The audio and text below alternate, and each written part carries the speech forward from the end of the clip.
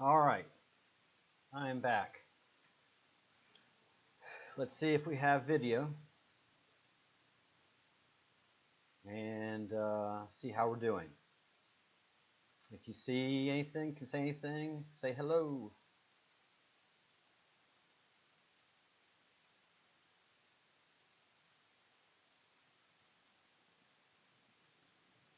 All right, I'm doing the text in the chat.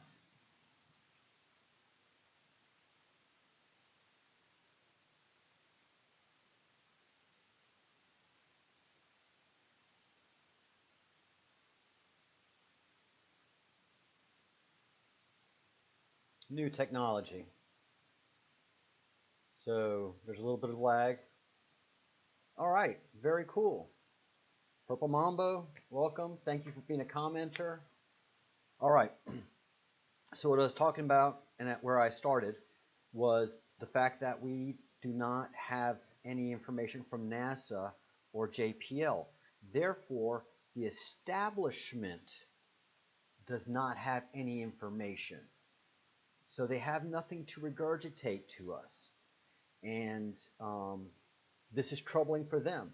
So the whole lockdown of information from the space community is affecting everybody. So if I and when I speak to established astronomers about the subject, they freak. They can't admit, and they can't even understand that it's an electrical universe. They are just dead set up. No, that's a ball of ice. We'll go look at. I'm not going to do that. I don't have time to waste to do this. I'm a professor. I'm far more important than you, amateur. Yet nobody can produce, like Bigfoot, nobody can produce a good, solid picture showing a comet of ice, even though we've flown by them, we've landed on them, and so, here we are in this situation. All right, we've got 4 of us. Hi, everyone. This is an interesting ride we are on. It's up to the amateur community right now to generate information, to generate interest, so that we can get some kind of reply. But there's just a lockdown. So the astronomers don't have anything to go by, and the anything that has the term professional education, it's a top-down process for them.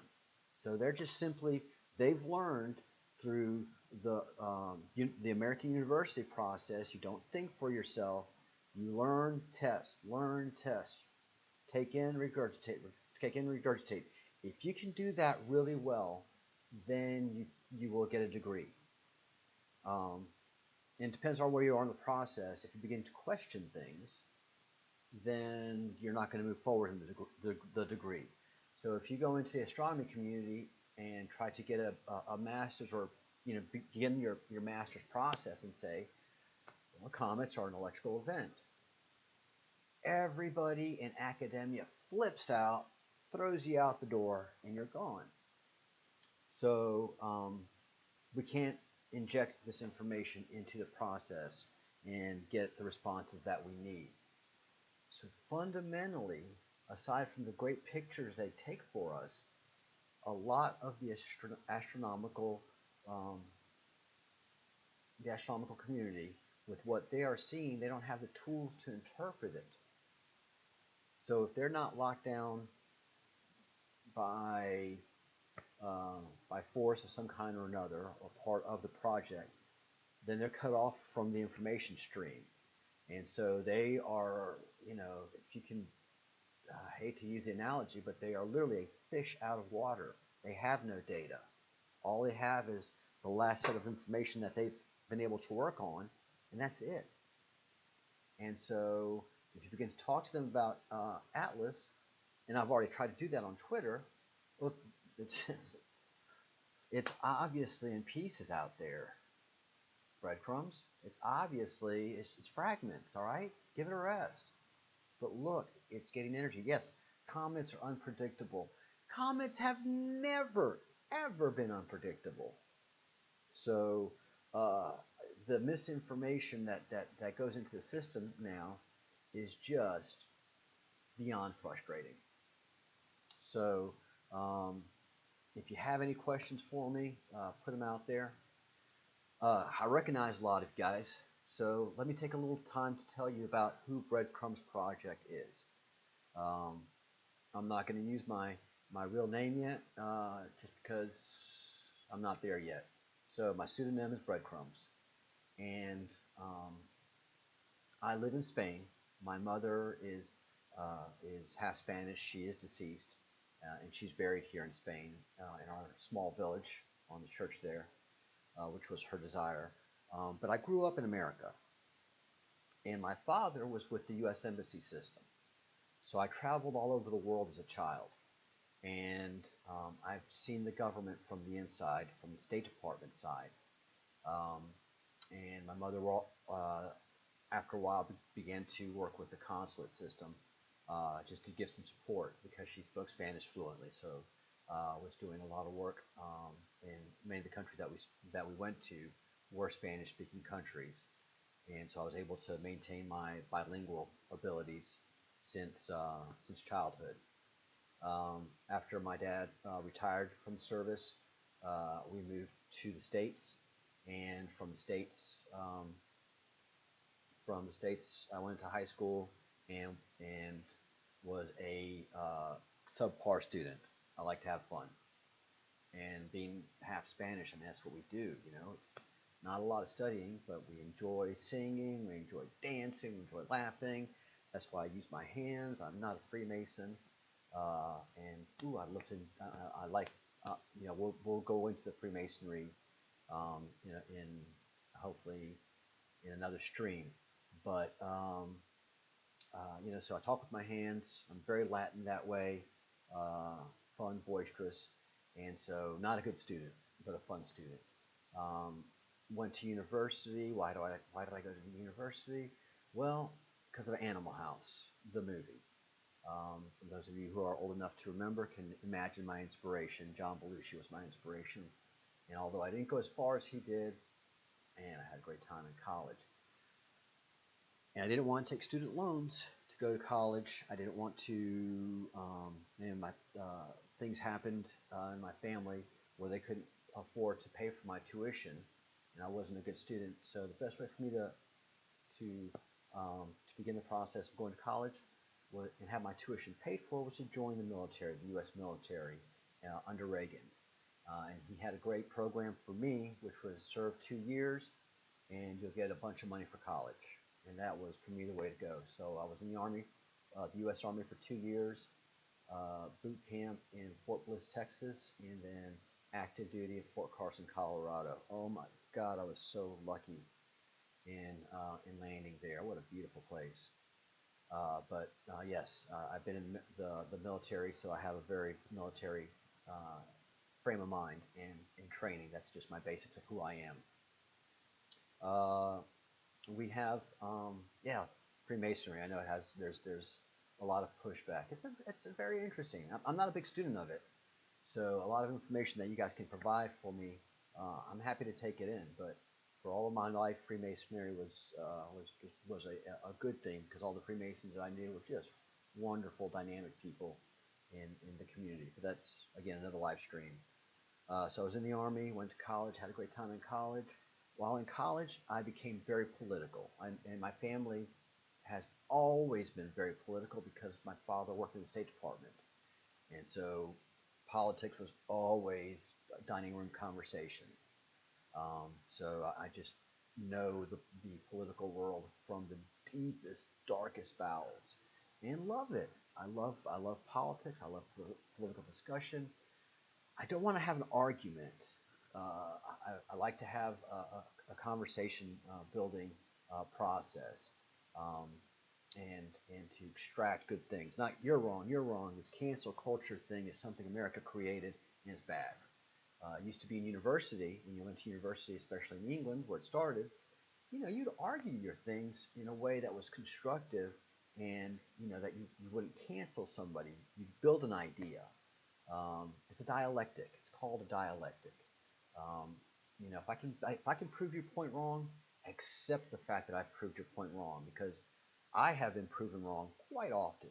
But in the process of being proven wrong, I learn something new and I grow in my process. So while in college, I got involved in politics in the state of Louisiana. Louisiana has a very rich and dynamic political history.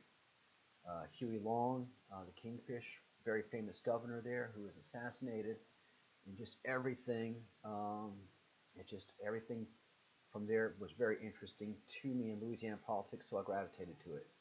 I managed campaigns for city officials, a mayor, councilman, helped in many ways, so any ways I could. Knocked on doors, talked to people. I like to talk. I talk with my hands.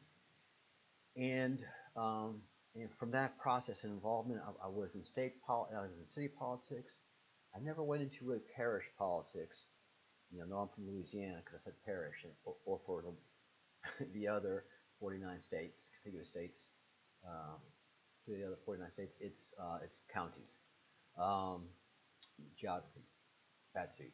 Um, so um, so we did. So I got involved in the political area of Louisiana, and then I got so involved that I got involved in state politics, and very deeply in Louisiana state politics. And I've seen corruption. It's not anything that I couldn't sleep with, and go to sleep at night. And it's not, yeah, sleep with. Ironic, yeah. A lot of sex involved in political corruption. There's where there's money, there's sex. Where there's sex, there's money. And so I saw a lot and did not gravitate towards that. So I always kept a clear mind in my political philosophies. Um, Politics, the political process is managing your city, your parish, county, managing your state. And then I was so good at what I did, I went to work for Congress. I went to work in Washington, D.C. My dream come true. I got a phone call at my fraternity house. I was very hungover. It was a great party, and a congressman was inviting me to come work for him in D.C., a Louisiana congressman. And that was one of the greatest opportunities of my life. My dream come true. Was it a nightmare? Oh my God.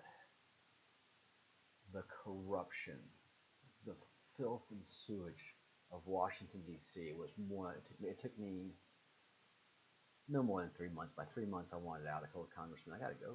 I can't do this. He said, you can't go now because we were starting our first Iraq war and things were pretty intense. And one of my portfolios was military. Um, so I couldn't leave then. I had to find a replacement, and also, smoothly move back to Louisiana. I had a lease signed and everything, so stayed there for a year, and it was just horrendous. You couldn't talk, you couldn't think. Everything was you had to toe the party line, so that was interesting. But I learned a lot, and then when I got back to Louisiana, I said I don't want to be in politics anymore, so I got into technology, and this was right at the beginning of America Online starting to boom. So I got to the telephone business, and then slowly got into the computer business, and slowly moved up the food chain in computer technology to be a network engineer. I'm not a certified network engineer. I didn't go up that far because I didn't want that pressure, but I have built networks, some pretty fantastic networks, and managed networks so much so that I got back into government for a while in a federal agency, which is not a secure agency, but I did have to have a basic civilian uh, security level, but I didn't get into top secret, any of that. But I also managed a government network. And then now I'm semi-retired and doing some odd work here and there in Spain, and loving it here. And then, boom, did all of this information about comets hit. And it was just interesting. The comets were huge. Turn up my volume. I'm sorry, June. Sorry. I got to talking. Let me see if I can ramp up my volume. I'm new with the software, so my audio mix is all the way it can be. Okay, guys, I'm going to do a test here.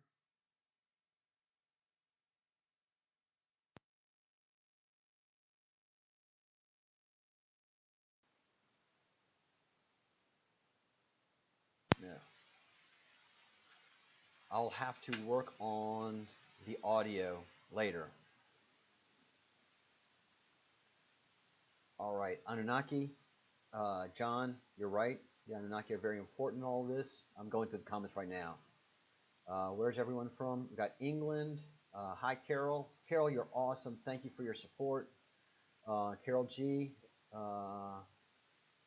You know, the Anunnaki, did they really ever leave? Not really. We got Florida. Hi, Fifth World. I lived in Pensacola Beach, Florida, for 5 years on the beach. It was fantastic. I love and miss Pensacola. New Hampshire, hello. We're a battle. We battle not with the flesh and the blood. Flesh and the blood. You're right. I will work on my volume situation. Fifth World, thank you so much for your support and many, many blessings to you and your family. Rhode Island. Hi, John. All right. I could never live there. It's just way too cold. It's way too cold. And as you can tell by my accent, I do have a bit of a southern accent, so I love and understand the South. Let's see. Robin, thank you, June. I'll work on my sound, I promise. Hi, in regards to your advice on taking as much money out of the bank as possible, is this partly because the balances will be reset to the MP? It's not, no, the balances will not be reset. I'm a technology professional and I understand this part intimately because I've had to do backups, design backup systems, implement them. So no, your balances will not be lost, but you will not have any access to the ATMs. And the computer systems, if an EMP hits the magnitude that I'm thinking and guessing and hoping not, then the ATM system, the network system, all the networks will be down. So there will just be, if any access to funds, it'll be very limited. All right, Purple Mambo. Okay, thank you. The audio is fine. Hey, Connecticut. All right, sweet. I think the real fight with the asteroid, not with the corona. Am I right with that statement? No, not at all. Let me explain to this. The asteroid is, this is a magnet basically, and a little small magnet. So it has two charges, but the asteroid is actually a rock and dust and rock, something like this, just floating through space. And as it flows through the outer parts of space, it doesn't generate much of a charge. It has a very weak gravitational field. Everything that exists has a gravitational field. I have a gravitational field. You have a gravitational field. This pen has a gravitational field, but it's very, very weak. Our planet has a very strong gravitational field, which is perfect for humans. If it was any stronger, we wouldn't be able to walk and move comfortably. We wouldn't be able to move things comfortably. If it was any weaker, we wouldn't be able to walk normally or do things normally. We'd be like on the moon. So we are perfect for this planet, and the moon is perfect for this planet, and the planet is perfect for us. So, the Anunnaki, if you're going to study history, study the real history. You have to go back and look at different sources. History is not told by the universities and colleges. It goes back to my point of looking at this rock as a comet. As it does its return journey through space, and it comes into the sun's electrical charges, which is what they call the solar wind. It's not a solar wind. That which we experience, the sunlight, which is white hot energy, is generated by the corona of the sun. The surface of the sun is roughly 6,000 degrees Kelvin. That's hot. That's MFing hot. That's serious hot. But it's not the surface of the sun that generates the heat. Check my math on this. Okay? Check the surface of the sun. Now check the heat of the corona of the sun, which is what we see when we have a good solar eclipse. That white ring that we're not supposed to look at, that's the corona of the sun, and that's 1,000,000 degrees Kelvin. The other thing that I can allude to that's the same is a welding rod. Welding rod is cold basically when you touch it, and the metal that it's welding to is cold as well. But when those two things touch, you see white hot energy, and it's melting that rod and it's melting that steel, and it's doing a fusion because you have one thing that has a positive charge and the other guy has a negative charge. I'm not a welder, so I forget which one is which. I was told many times, but that's got to go. So as this rock and dust that has a weak electromagnetic field, which is generated basically by its weak gravitational field, well, as it's going through the energy, the discharge that I believe is negative. I think what's coming off of the sun is a negative charge. So you have ions that are attracted to that corona. Once they hit that sphere of different charges, then it ejects that faster. And that's why the solar wind is coming out, the solar wind. That's why that ionized particles are coming out, that energy that we as sunlight burns us. So that comet is coming through that sphere, and it generates, as it gets closer and closer to the sun, it begins to discharge. It's doing that thing that I was talking about. You know, when you go walking in the winter on carpet, and then you go to your little brother and zap him, ow, ow. Well, that's what the same thing that this comet is doing. It's going through space, it's tumbling, it's generating electrical charge, its positive ions are really being pulled to the surface and reacting to the negative ionization of the solar winds, for lack of a better word, and that really creates that barrier of heat and energy. So the same thing's happening. That energy is hitting that coma. Now we're talking about a coma of this rock, and it comes out faster and brighter, and we see that energy. It's coming through green. I don't understand why it's coming through green, but it's energy that we see. We can't see gas, we can't see a rock, and we certainly can't see dust, because dust doesn't reflect anything. So what's coming with Comet Atlas, and it's taken me a month to figure this out, okay? I didn't really know a lot of this until I had to learn a lot about Atlas, because everything I learned was wrong. Man, I'm mad about that. Everything that you're taught about comets in school is wrong. So, Mauro, I'm going to work on my volume. So yes, John, what we see is a plasma.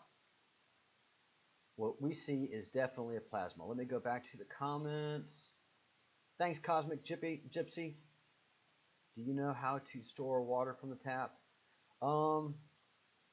Purple Mambo? Not really. But water from the tap is pretty safe. It's just going to be using sunlight to boil the water before you use it, or going to have to go boil the water. Nepal. Hello. How are you? I'm going back to the comments. So there's a big delay in doing this.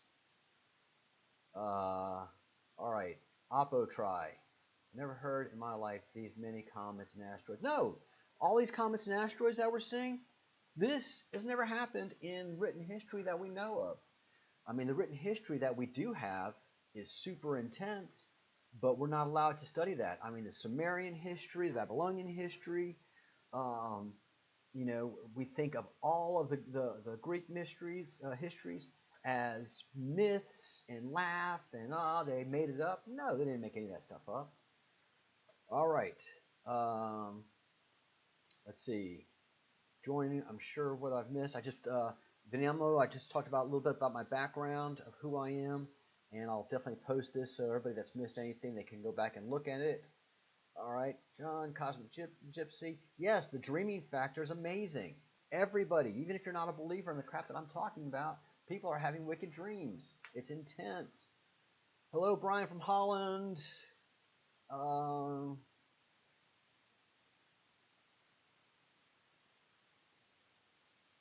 right, Brian. What a government does to prep for an EMP?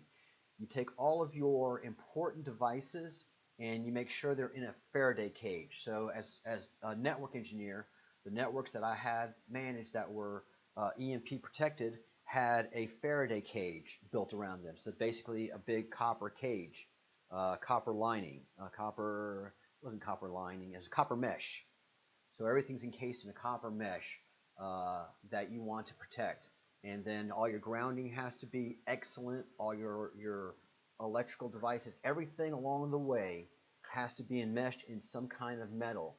And so you have wire that has copper meshing, so it has EMP protections. And you just go up and down the line, and you just make sure everything has a metal mesh, because when an EMP happens, it goes around a Faraday cage, as many of you know. But that's what happens. And you've seen many Faraday Tesla experiments where he can be inside a cage and you have power discharging everywhere, but he is not affected because he is in a Faraday cage. All right, hope that helps. I'll also try to believe dreams. Yeah, the dreams are just not coincidence, and we're seeing things in the skies, earthquakes, volcanoes, Lotus. There's just so much happening, man. As electrical beings, we have definite chance for a large EMP affecting us as well. Yeah, it could affect us as long as we're inside. The EMP will go around us, though. I mean, so a house is basically a pretty good Faraday cage. Ice, yeah, ice is not gonna be around unless you have a generator. We are being bathed. I don't know about the radiation, but I'm not dismissing anything. Why do you think government is keeping this secret if they already know about it? First of all, they'll be ridiculed. Look at me. Look how I'm ridiculed every day. And look at how much the government has worked with a real virus. This is not a made-up virus. I've seen its effects. I've had family that have gotten it. Thank God I'm in a very, very rural fishing village.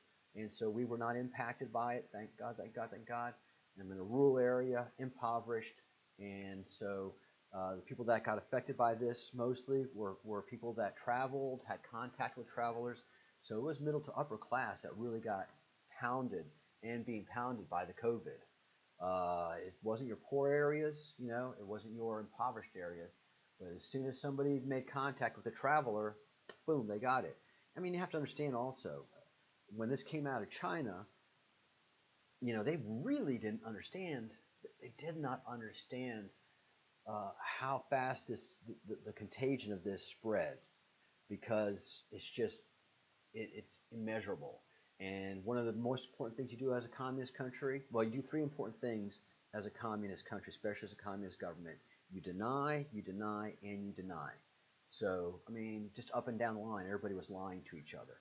It was not a purposeful it's not a purposeful thing that happened, but a lot of the cover-up is going to happen because you have a system that's built in China for cover-up. You can't fix a kind of system like that.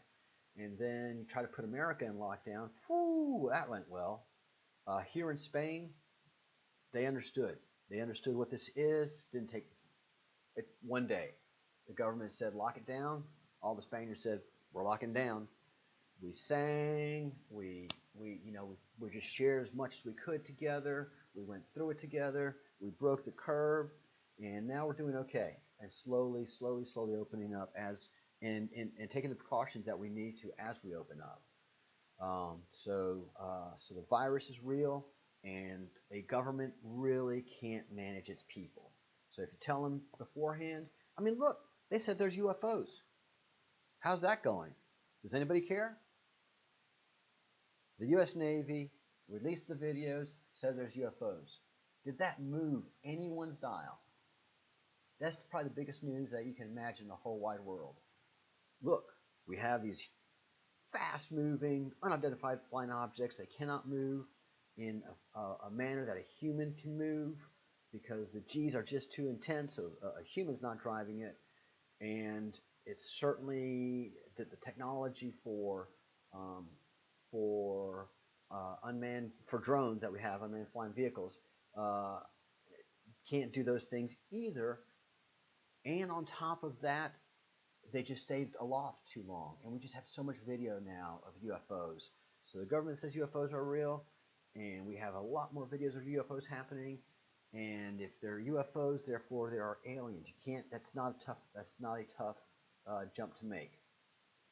So, I mean, if the government comes out and says, "Yep, we're going to have an EMP, and these two comets are going to collide," all of the astronomers are going to say, "Trump, you're wrong. You don't know what you're talking about. These comets are made of ice." Trump's going to say, "No, look, here's proof. Look, the Europeans have landed a vehicle. They've landed 2 vehicles, and they've taken pictures, and they've done analysis, and there's no water ice. There's dust, and there's rock, and a lot of it." So, Trump will be called an idiot, and he said, "No, it's been predicted in religions. Oh, here you go, trying to be a Christian. Who the heck do you think you are, Trump? You're an idiot." Laughed off stage. So it doesn't do any good.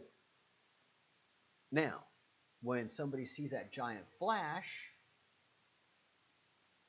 and then hears that sound, those religious are going to put 2 and 2 together real fast and not have an issue and go to their eschatology.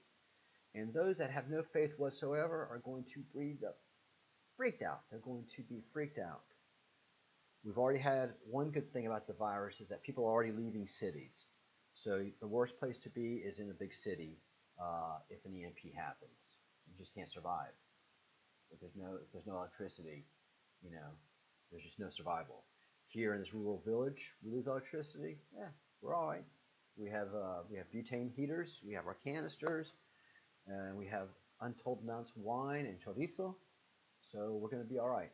The cities, they're going to have problems. And so it'll be like ants leaving Ant-Man that's kicked over. All right. I hope I've answered all the questions. Yeah, there's secondary outbreaks. We'll have to be managing this for a while until something happens. All right. So we have our one comet going through, and it's coming through the northern hemisphere right now. I've been able to see it. They tell us it's a magnitude 8, and I see it with my plain eye, green, and I use my telescope. I can see it. So Atlas actually is a 4 or a 5 magnitude. It's definitely more than a 7 or 6. So I see it. Then we have Comet Swan. I don't have another rock present, but Comet Swan coming up underneath, and they are going to intersect over the northern hemisphere of America. Why would that even happen? How can 2 random things like comets intersect each other?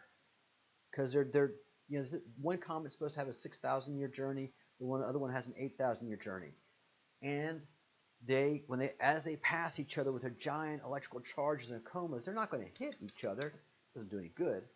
More impact is as they pass each other, you're going to have a giant discharge of electricity. It's going to be a capacitor-style discharge. The buildup, and then pop, your little brother with that spark is going to be enormous. Enormous. These 2 guys shouldn't be affected because their speed and gravity has them going in a direction. So everything's going to happen outside of their nucleus. It's going to happen at the comas and at that high impact energy area, which is the coma. So you have 2 things of the same charge meeting in an opposite charge. I mean, bam, it's going to be intense. So you have to have a little understanding of electrical engineering, which I do have. You pick that up along the way with network engineering. You have to understand how information moves through a wire. those fundamentals are the basics to electrical engineering and electromagnetism. So I have an understanding of basic electric engineering. So that makes perfect sense to me.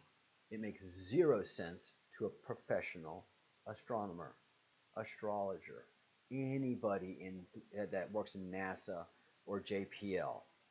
All they wait for is the information that they get from them that they're not getting right now, and they just regurgitate it and make themselves sound very, very, very, very smart, and they can do some calculations. No doubt about it. They are smart people.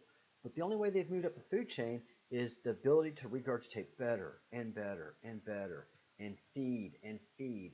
Anything that goes against what the system says gets rejected. And you just don't want to take that chance. I mean, you invested thousands upon thousands, tens of thousands, if not hundreds of thousands of dollars to get that degree.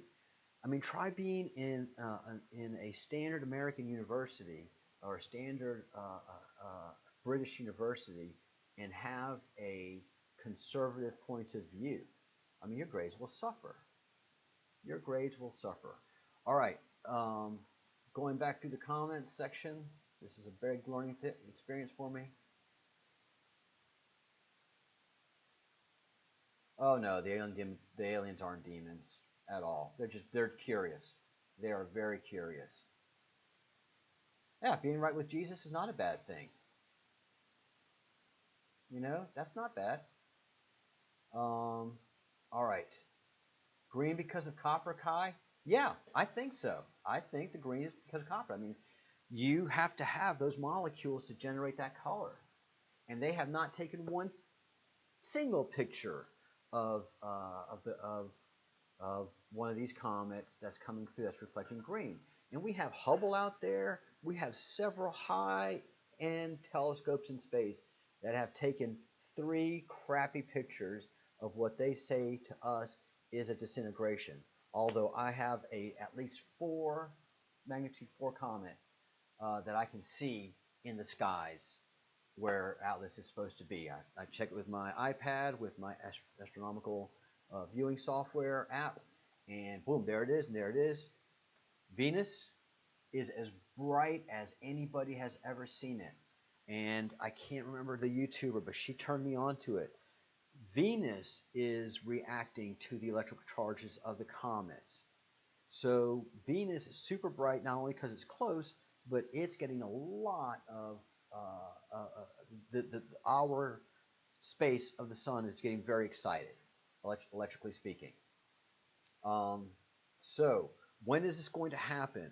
By the calculations that I can see by the skylive.com, which is excellent, you can check it as well and see the 3D orbits of the comets. The closest that they'll be together when the biggest pop is going to happen is May 23rd.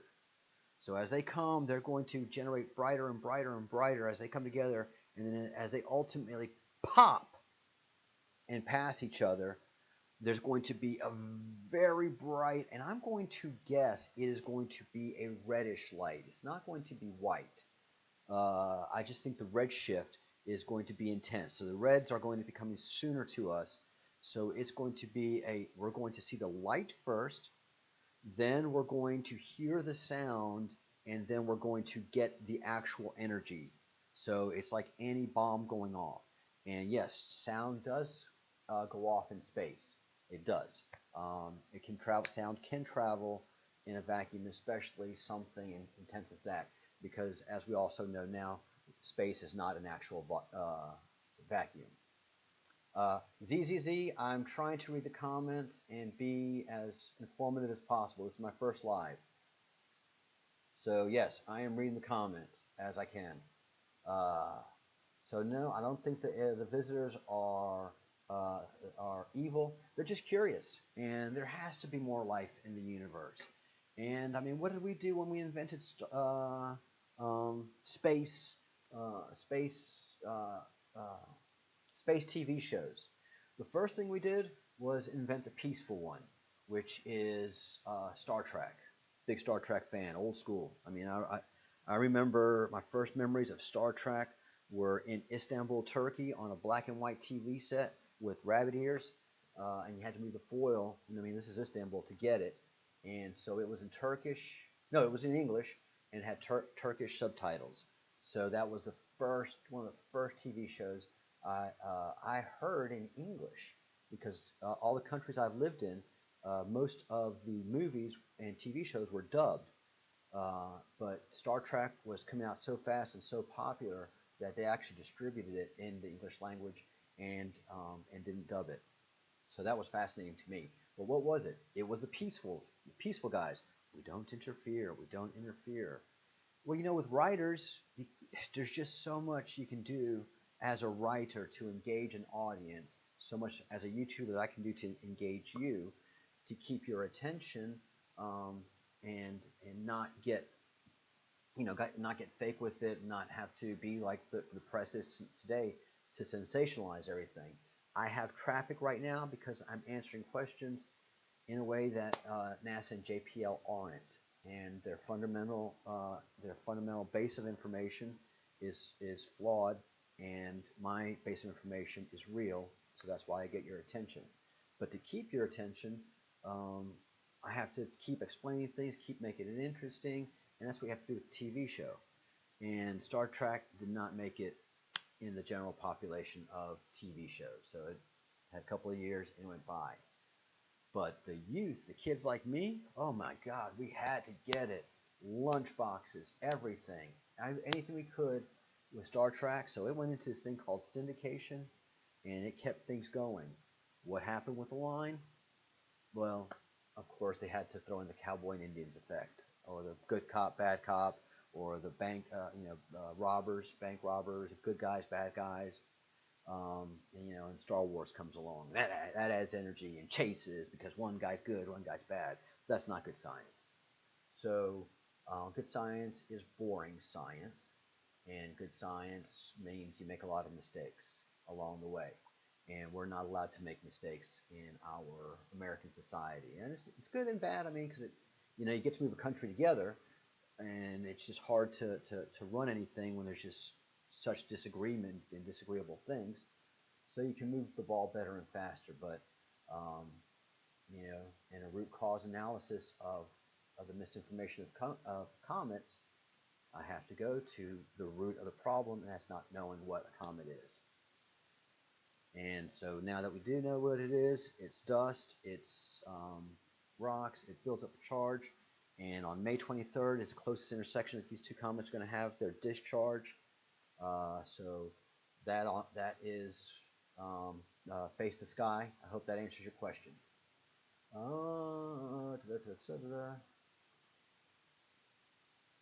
Let's see.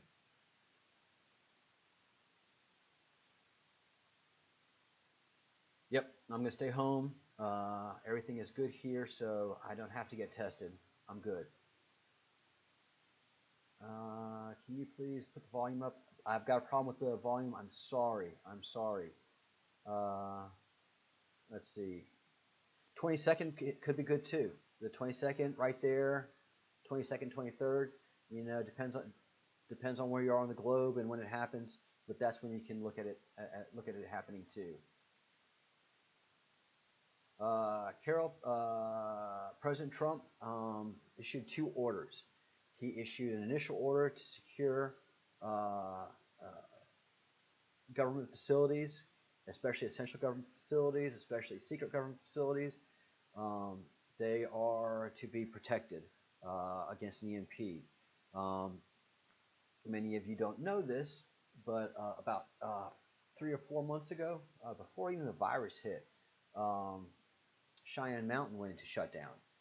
Not shutdown, but shut the big doors. So Cheyenne Mountain has closed its big doors, and Cheyenne Mountain is perfectly protected against an EMP. So it's anything that's external antennas that they have to have that ready for an EMP protection for the event, and then to free it. So all government facilities, government equipment that is essential for networks and for power are protected against EMPs. Most medical facilities, just by their makeup, are protected against EMPs because once the EMP hits, their generators kick on. So once the power goes offline, and the the EMP is just one big mass corona ejection type of event. So it comes as a big ball of energy and it hits, but what's behind it is insignificant. So after it hits, we're okay. We can go back outside. Um, but when it hits a hospital and the power grid goes off, the backup generators go on, and they already have fuel for up to 2 weeks, I believe. Most hospitals do. So, and then any facility that's a backup facility, a government facility, has generators as well. So once the power goes out for them, their generators kick on, and they're in good shape. So the fluidity of government can continue after an EMP. So he ordered the government facilities to protect themselves. Then he ordered, I think it was a month ago, for electrical facilities, power facilities, to make the effort to protect themselves.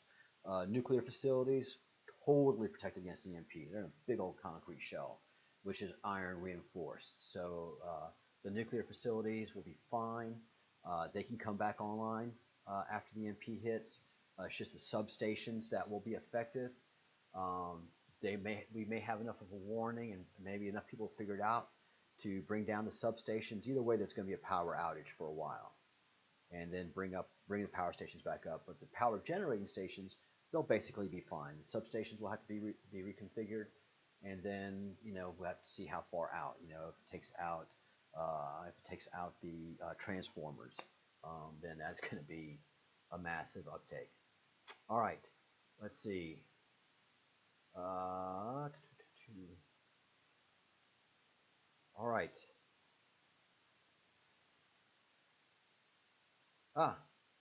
Hey, dog. In Wiltshire, Wiltshire. Oh, I have to look up how to pronounce your stuff, man. I'm from the south of Louisiana with my accent. But welcome, Britt. Glad to have you. Oh yeah, you're in the bus. Okay, yeah, you're in a Faraday cage. Totally, you're absolutely protected. Yeah, man. Van life. I'll come check you out this evening and comment on some videos. Thanks for stopping by, man, and thanks for keeping the faith. Absolute victory. June, Igor's brilliant. And it's the people like me and Igor that have taught ourselves, are self-taught in many areas, that are able to put these things together. Astronomers don't have electrical engineering backgrounds. And one of our biggest problems in universities is we never do any cross profession integration. So many of us that understand or are able to talk about this occurrence with the comets have the foundational studies of the electrical universe theory, which is a very old theory, and it defines the universe built on electrical principles. And the sun is not a radioactive entity. It's quite the opposite, because if you see a sunspot, it's black, and so there shouldn't be any black. Black means cold. All right, black means cold right off the bat. Your hottest temperatures are white. Your in the middle is reddish purple right in there, and then black means cold, no heat. So the sun is not a fusion event. It's a big giant metal thing. It's a metal thing that has so much gravity, it's so much metal, compacted and so big that not only does it retain the orbits of massive planets like Jupiter, which is a good way out, but it also attracts a charge.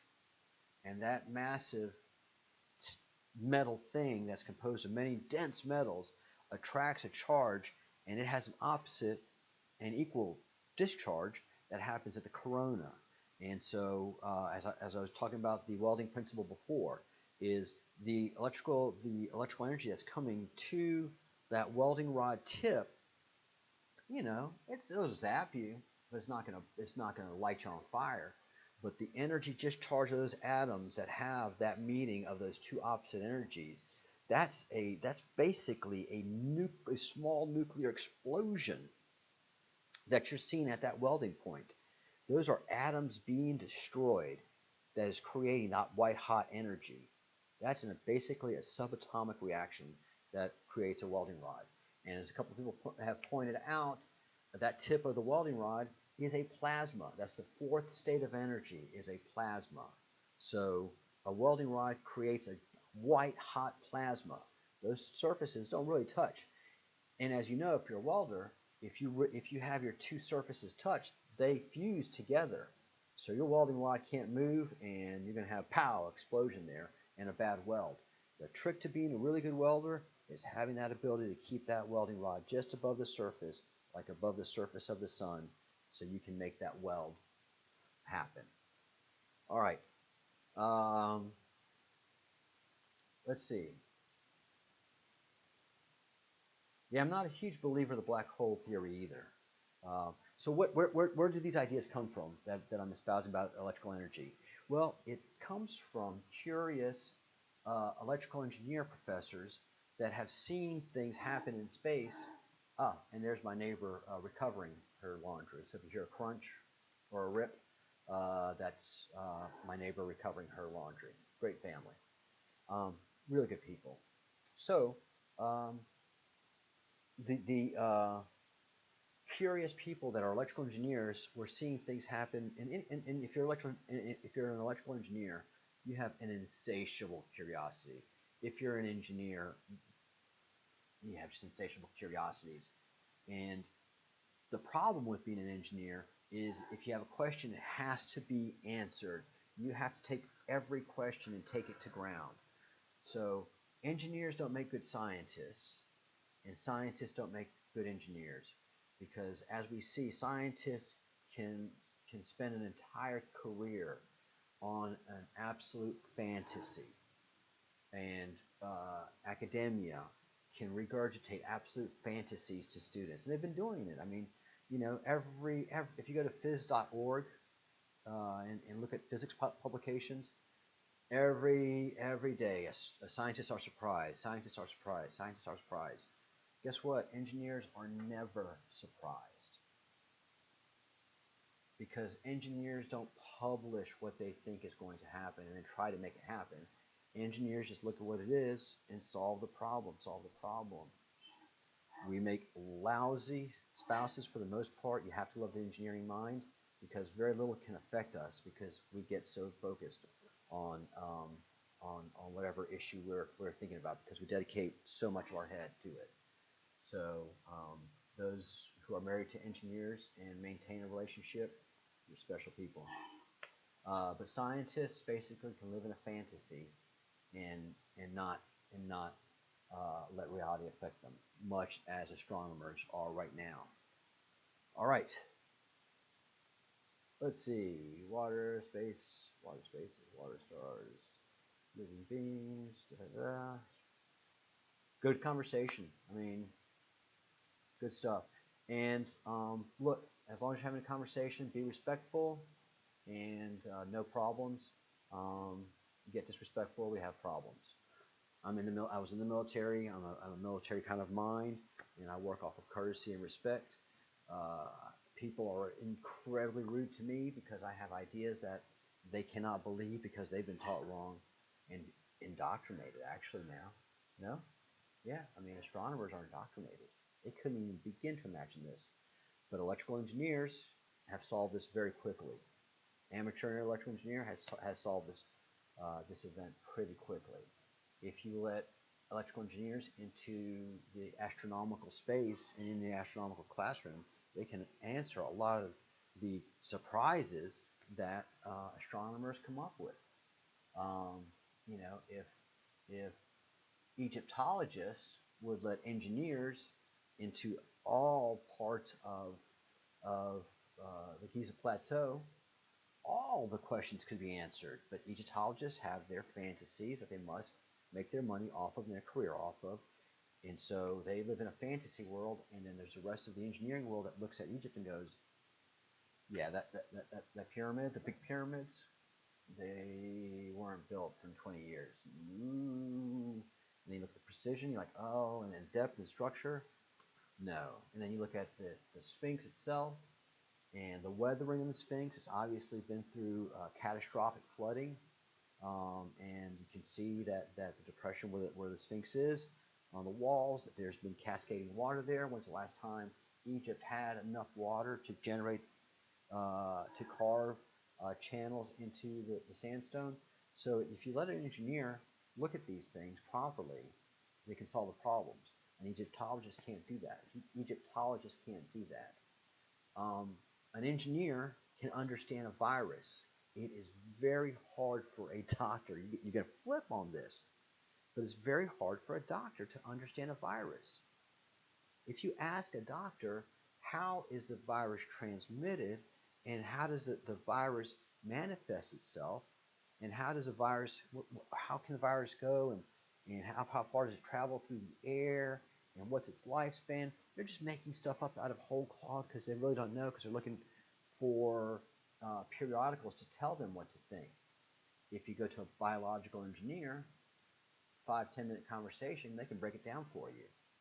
Put a biological engineer and a geneticist together, and they've got the whole situation solved, as many have. And those are the guys that are generating the vaccine. But everybody else that's in the medical field, masks are good for you. Masks are bad for you. Wash your hands. You don't have to wash your hands. Stay inside. Don't stay inside. All of your medical community has a variety of opinions, except those that are on the front lines. Those medical professionals that are in the hospitals understand the virus, of how it presents itself, but neither they can tell you the process of infection, where it hits and how. But an engineer can. All right. Let's see. Oh, some flirting going on. Hey, hey, hey, hey. All right. Hey, Scott, you know that God told Abraham that since his children were so wicked that he would get him better children? Well, yeah. The Genesis story is a Sumerian-based story. Why is the Genesis a Sumerian-based story? Because the Jewish people are Semitic peoples. If you're an anti-Semite, you're anti-Jewish, and you're anti-Semitic person. People don't understand why they hate Jews, they just do. There's just a natural instinction for a part of the population, never expected, it's not their upbringing, they just hate Jews. Some do it quietly, some do it very vocally.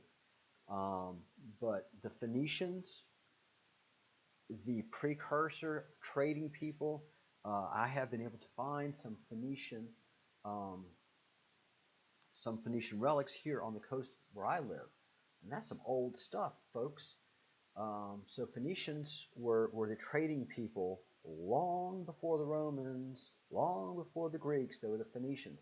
And the Phoenicians were basically are a Semitic people.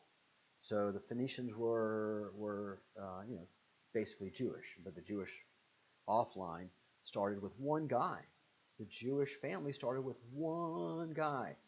Yes, Abraham, but it was his great-great-great-great-great-great-great-great-great-great-grandchild, Jacob Israel, the namesake of Israel and the Israeli people. It's him who the Jewish line is based off of. So, I mean, that's something that you learn if you read the Bible, Genesis, Exodus, very closely, you understand. And if you understand genetics, which I do, I'm a student of genetics, you can see that all the long lines and everything that's happened is genetically possible. All right. Crispy, I can't go with you on hating Jews or Israel. It's so much bigger than that, man. And here's the thing. Go with Zoroastrian beliefs. That's what our Creator established the Zoroastrian religion, as well as many other religions, the pre-Inca, the pre-Mayan religions. We have to understand that those are very ancient religions that were established long before the Incan and Mayan culture in Asia, the really old religions, like the Sumerians say, and the Sumerians are the first complicated civilization on the planet that we can measure, but they had no precursor. It's the Anunnaki. It's clearly the Anunnaki because the Sumerians talk about the Anunnaki. Where do we get the word Anunnaki from? Sumeria. So everybody in modern academia that calls all that stuff myths, well, they weren't there. They weren't there. You know, as children, we have a myth that our parents love each other until they get divorced, and our whole worldview is crushed, and we think it's our fault. The same with the worldview of looking at a creator, which is on purpose. You know, God created the effect of Babel, the Tower of Babel, which is, you know, we were about to build our own spaceports and rocket ships because we had the technology, because we were a lot of the workers, and God said, nope, no, you're not building a tower. No, you're just not going to understand each other. So suddenly, people couldn't understand each other. Some small groups could, and other small groups couldn't. And those groups had to leave each other. They had to expand out. And so you have the Phoenicians, who were peoples of the sea, but they were Semitics. And then you had people that, you know, just stayed as close to Babylon and in or near Babylon, and just spread out from there. But God pulled his people out of Egypt. His people. What? The Jews are better than the Egyptians? What? Are the Indians better than the cowboys? No. You had many gods at that time of creation, as the Sumerians write vociferously about. I mean, there's no shortage of documentation as to what the Sumerians saw, and they were very good scribes. They didn't make anything up. They were scribes. Scribes don't invent stories. They just write what they see or write what they're told. So in the Old Testament, in the Torah, ooh, that's terrible. Torah, yeah, in Torah, you read that God was actively doing combat through Moses and Pharaoh with the god and gods of Egypt. So these two gods couldn't fight each other, but they could influence these two guys to fight each other. And so that's the basic fundamental story of how Exodus starts. And finally Pharaoh says, all right, the 10 plagues were enough. Go out. And then suddenly, a little while later, he realizes, oh, there goes all my gold, there goes all my wealth, there goes all my engineers, there goes all my jewelers, there goes my middle class. It's just walked right out the front of the gates, and oh no, they got to come back. That can't happen. I'm going to fight their God some more. And the river crossing happened, and Pharaoh lost everything. So, and you know, if Egyptologists would allow, all that story also is in Egypt. So, but no, I mean, certainly cannot give the Jewish state or Israel any kind of benefit or any acknowledgement. So anything that has to do with Exodus is completely hidden in Egypt and never to see the light of day. All right.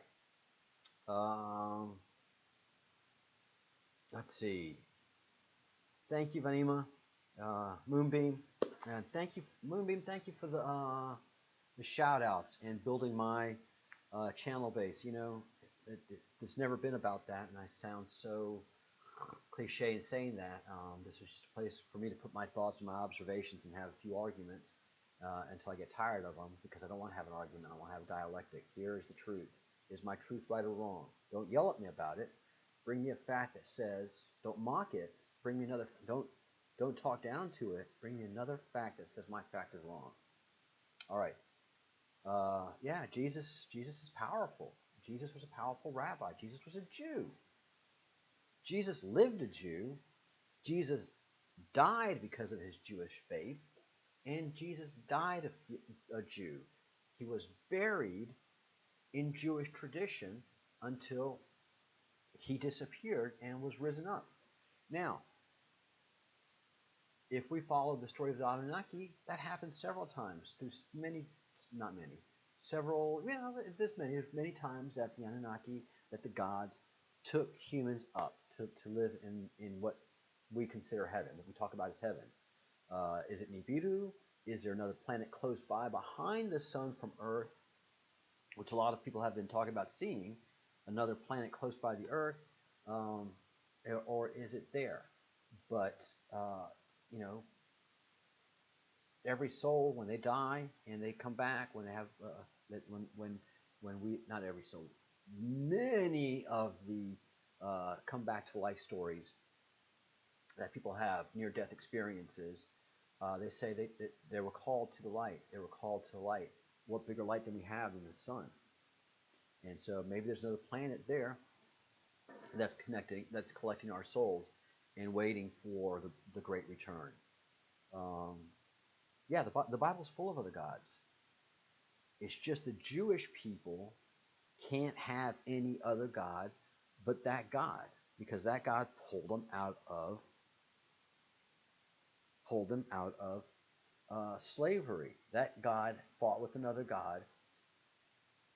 That's a big no-no.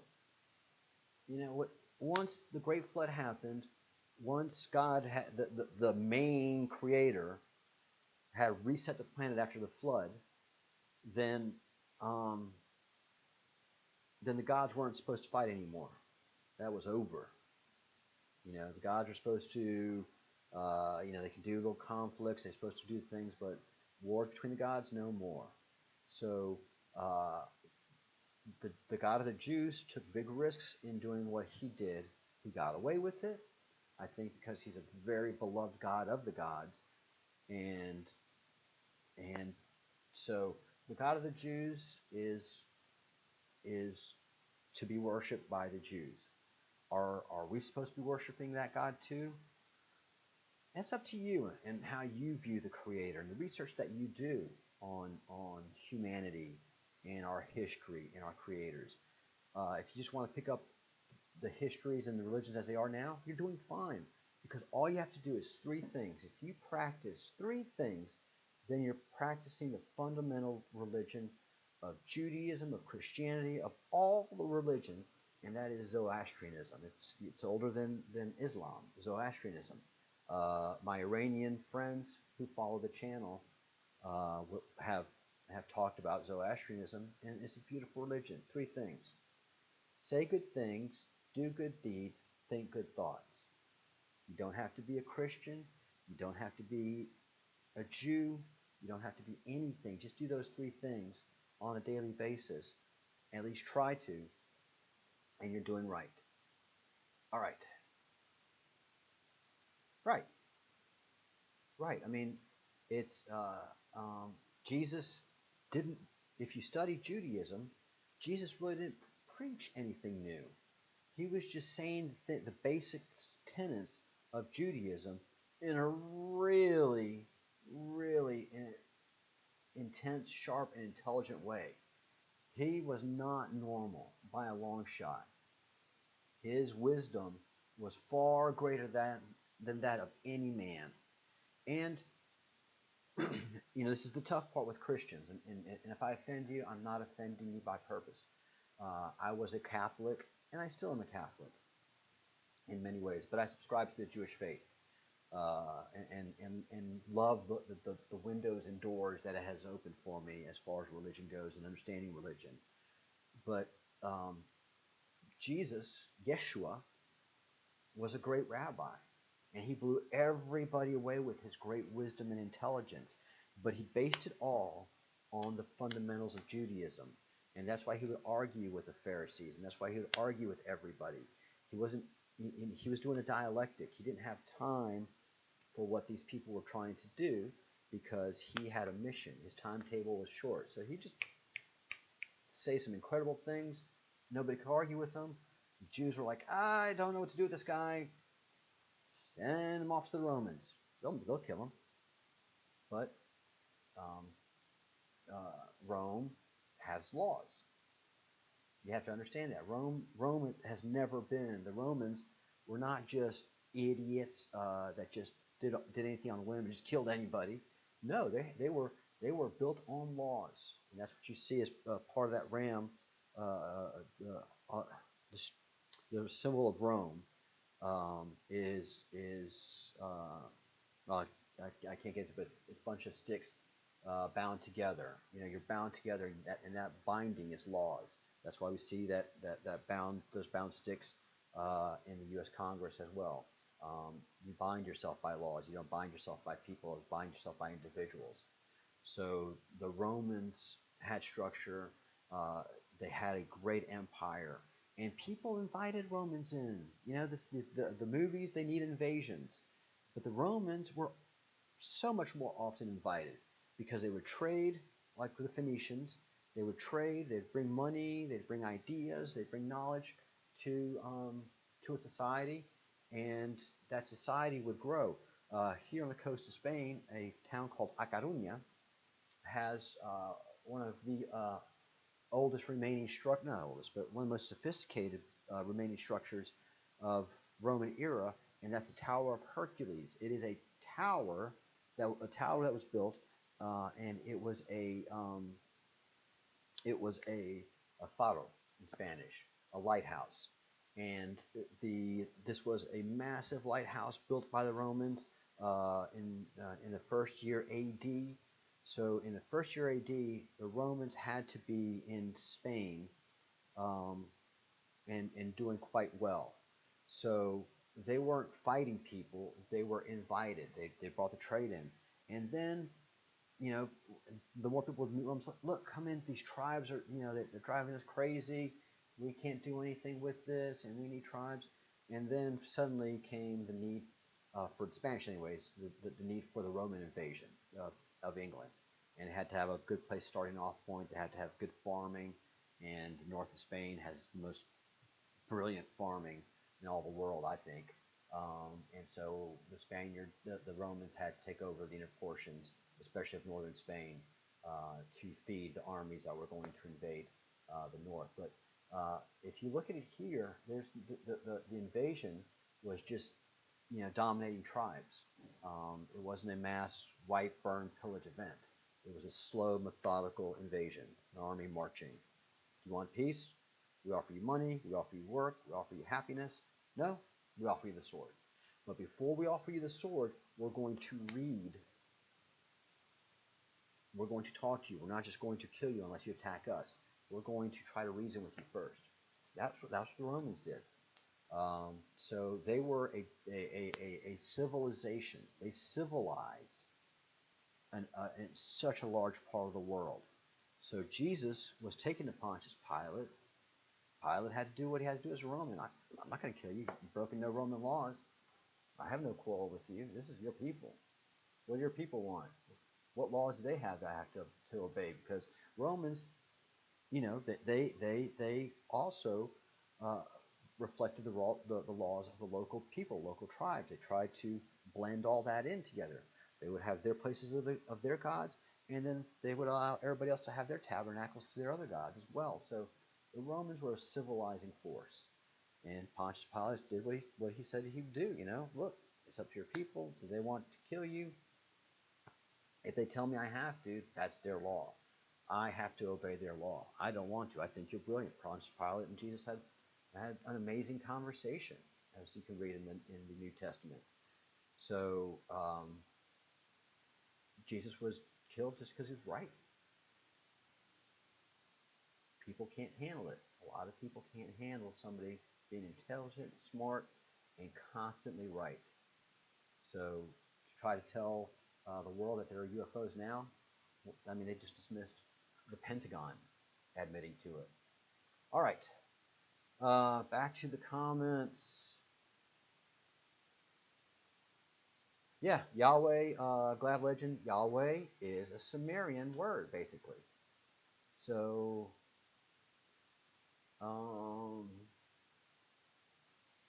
Moonbeam, I think you're right.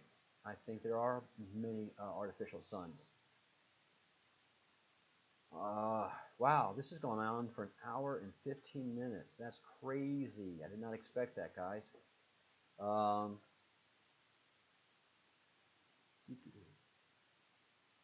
yeah, there's a lot of comments to go through. All right. Any questions that I can answer? I've gone on for an hour and 15 minutes about my life, my views, and my studies. I've probably bored y'all, all 36 of you guys. We got up to 50. I appreciate that so much. I will do a better live stream tomorrow and make it a focal of answering questions. So there's going to be a lot of quiet time as the questions generate, and then I can answer them. There was a lot that I talked about um, in this stream, so I hope you enjoyed it, got a lot out of it. Hope it's generating some questions for tomorrow's stream. In the comments section, please put some comments in there. And oh, yes. So this is on my laptop. This stream is on my laptop, which I don't want to do. It's much easier to do a stream on an iPad. So if you can help me build up my viewers to do streams now on an iPad, it takes 1,000 subscribers. Thank you, YouTube.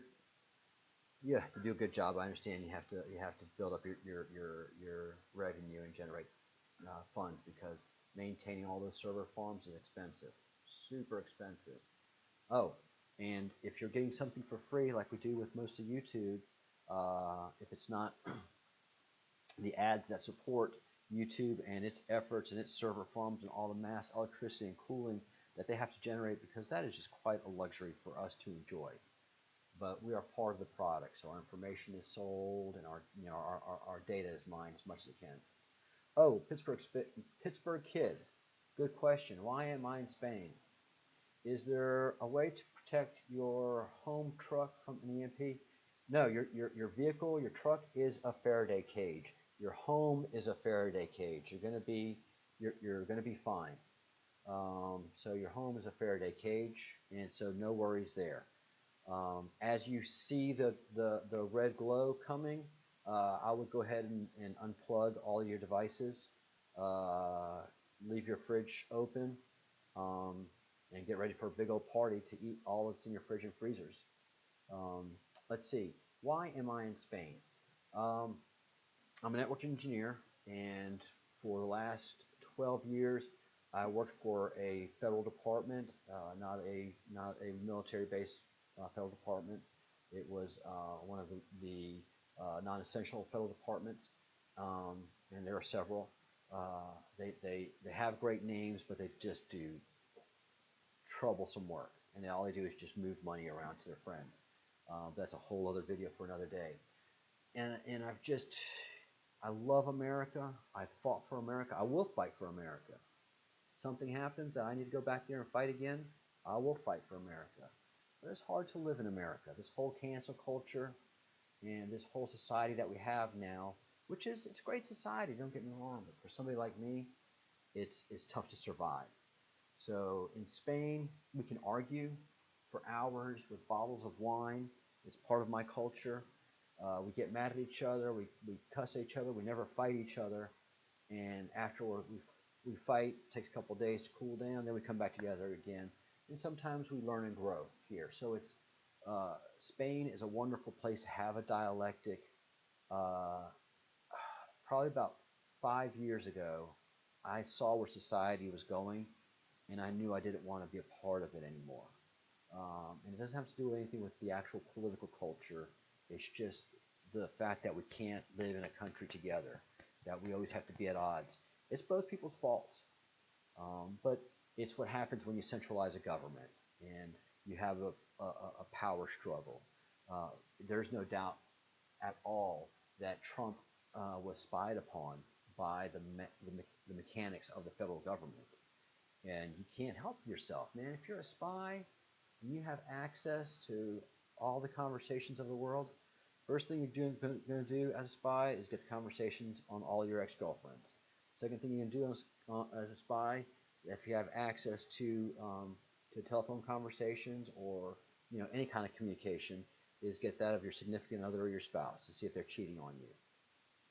It's the first two things a spy does, because if you're going to have anybody close to you, you better hope that they're secure. So they couldn't help themselves, man. So they spied on Trump. and then they've used the media and the state to just pound away this nonsensical Russian collusion story. I mean, I knew from the minute I heard it was nonsense, and with all the experience I have in government, and man, I thought Trump was cool when I was a kid. In the 1980s, 1990s, Trump was it. He was on the cover of Playboy. He had money, limousines, airplanes, and he had that Playboy New York lifestyle. And he was funny and smart and erudite. And he was on Phil Donahue, which Phil Donahue and him did not match minds. And then, that's Phil Donahue. Phil Donahue, I think, did probably the biggest disservice to the political discourse of our country. It's hard thinking. Don't you think just finding that one thing that just didn't quite fit, and then that destroys a whole political philosophy. So, that idea, I got that one cancel, and you've seen in my comment thread that I've had a cancel culture.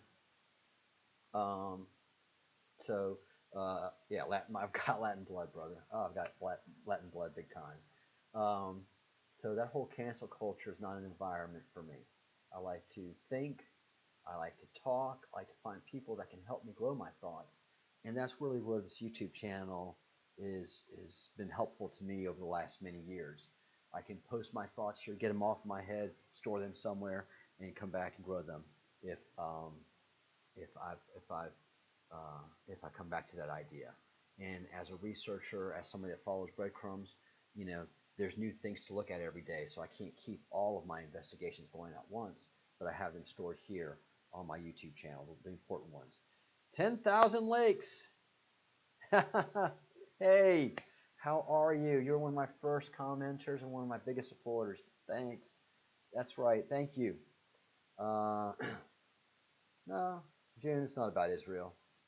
No, I mean, three things you're going to find in this channel, and Israel. When Israel has been beat up on since its inception. There wasn't only one massive extinct event for the Jewish people. There's been many massive extinct efforts in the Jewish people and Israel. So I'm sorry, your best defense is a good offense.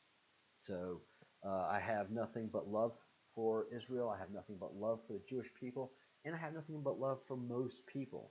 Those that bring hate, I've got something for them too. It depends on where they're at. But do good things, think good thoughts, and say good things. So say good things about Israel. Every country has negative things to say. Spain, I could go on for days. Okay. Spain. Beautiful, wonderful country, and we're all suffering right now, but before the virus, in America, my fridge goes out, I can either go to Lowe's, Home Depot, or make a telephone call or get on the internet. I could have a fridge replacement within an hour to 2 hours, depending on how much I want to pay. I want a new fridge in Spain, it's going to be a few days, and depending on what's going on. And if it's fiesta, if there's fun times going on, if there is a national day of celebration, ain't nothing happening that day. Those days, it can go on for a week. In the summer, if you need something, it's tough because everybody just takes a month off in August here. So efficiency is not something we're good at here in Spain. We can complain, and if we complain loud enough, we can get attention. If we need to get a fridge the same day, we complain loud enough and we make enough phone calls, we'll get a fridge. But in the United States, you make one phone call, give you a credit card number, and here it comes. All right. June, Trump is nobody's puppet, honey. Nope. And I'm sorry to use the term, honey, if it offends you because I'm from the South. No, Donald Trump is nobody's puppet. I've been following him I'm 54 now. I remember him when I was 12 years old. I've been following him for 50 years. I read his books, read all of his books. They've really helped me when I was in a business and sales career. I'm not a good businessman. That's why I stick with technology and engineering. I'm a good engineer. But if you read Trump's books, you get Donald Trump. You understand who he is. If you read his first book, then you'll see who he is and what he is. And he is not a bad man at all. He's a good father. His daughter converted to Judaism. and has been a good Jew. And look, no, I'm not buying into that. I practice a Jewish faith, and I've not found anything but deeper meaning in religiosity. And those men and women that are tasked with defending Israel, they do so because it's a dangerous part of the world. All right. Um, the mic is here. I'm going to work on my sound for the next class. I apologize for that. All right. Thanks, Shu. All right. So I'm going to be winding up this event. I'm going to learn more about how to get my sound up and work with that and test it, and and and do a better job tomorrow on the main. Oh, Philadelphia, I have subwoofers and max sound. I am so sorry. I will work on this. This is my first live stream, first working with software. I didn't even know I needed live stream software until 10 minutes before class when I was logging in. So I've got a lot of learning to do. I'm a network engineer. I'll get it figured out. Next class will be great. Um, any other questions? Oh, you're welcome, Shu. Thanks.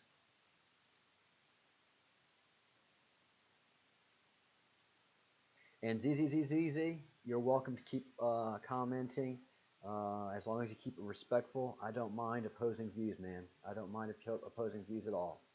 So I will work on my sound so I don't irritate you anymore. Where did Comet Swan land?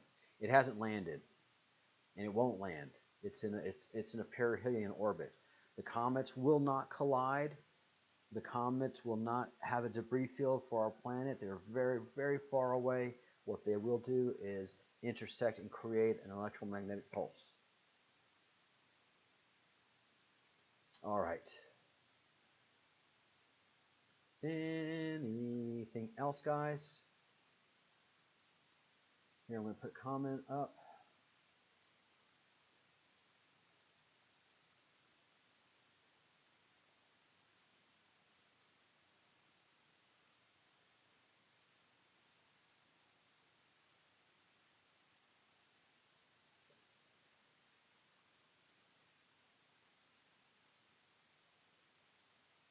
Is space water? No. No, space is not water. ZZZ. Thanks, Carol. Thank you so much. 2 thumbs back to you. Oh, Carol, I don't know if you saw my comment, but May 13th did turn out to be a very important day for the Q. So that, often we don't know what's going to happen. We just get the warnings to be on the lookout for something. And as somebody that did have a secret security clearance when I was in the Army, I understand the nature of a secret security clearance. With anything that has a security clearance, there is a paper trail that occurs. So if you want to know somebody's name and a telephone call, there's a bureaucrat that's standing in your way from you getting that information because we have to put those bureaucracies in place. It's inefficient, but it stops what's happening. So all those people that unmasked General Flynn's name and telephone call, listen to his telephone call, committed the greatest violation, hear me loud, committed the greatest violation a government can do. Our spying apparatus is not allowed to spy on foreign, on nationals, on civilians, on U.S. citizens. That is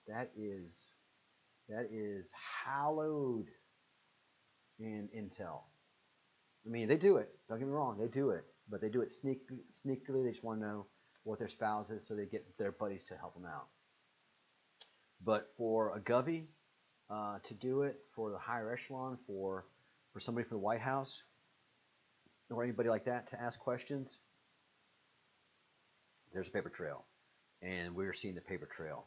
So a bunch of political people under the Obama administration wanted to spy on the Trump administration, and this is how they did it, by listening to the phone calls. and they did it to a lot of people in the organization. A lot of, it's not just General Flynn. We only know it's General Flynn because he was being charged, and his brilliant Southern speaking lawyer got her hands on the documents she was looking for. June, why am I blocking someone? June, I will block someone if they are rude and disrespectful in my comment thread to either me or anybody else. That is not tolerated in my channel. So if somebody is rude and abusive, they will get blocked quickly. There's just not much argument because they're not good people. Oh no, I won't block. I won't block the no. June, no, I'm not blocking Z. ZZZ has come at me with a bunch of stuff, and no, I'm not blocking him. He will not be blocked for asking why if space is water. That's a valid question. It's a testable question. Absolutely. All right. Don't block Z. Z brings up some good ideas. We're all here for truth. No blocking unless you're rude. If it's electrical discharge, if we're outside, it could have this effect. If we're outside during the EMP, there's a good chance you might get a skin burn. But our brain is encased in water, so our brain is basically a Faraday cage in our brain case. So our skin, our brain case, and our brain fluid is a wonderful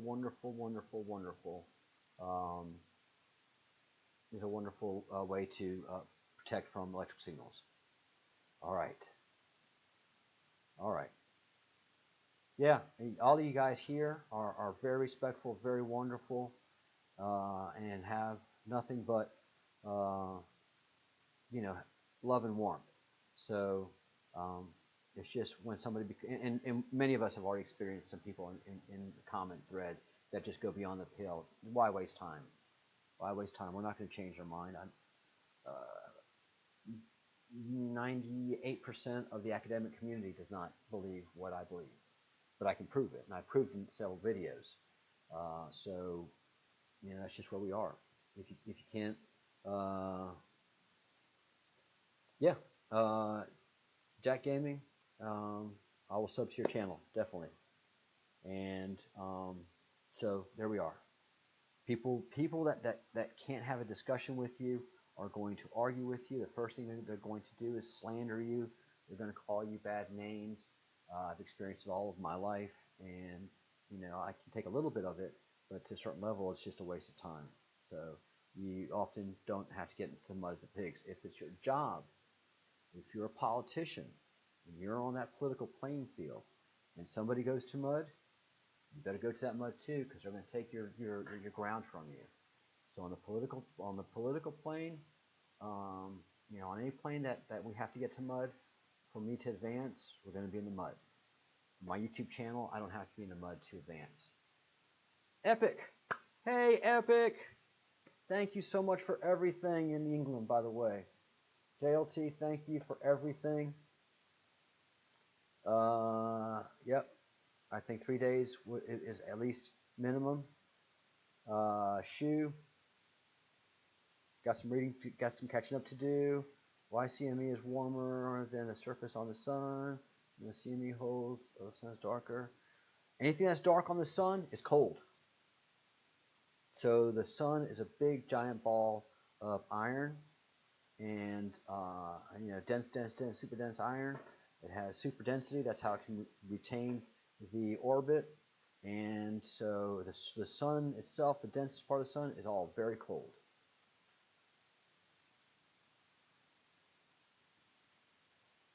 All right. Yeah, people do get offended. I get offended too. Face and Epic. I have my trigger points. That's why I try not to react to it. The Mandela effect. I'll have to get back on the next stream about that. I'm not very familiar with the Mandela effect.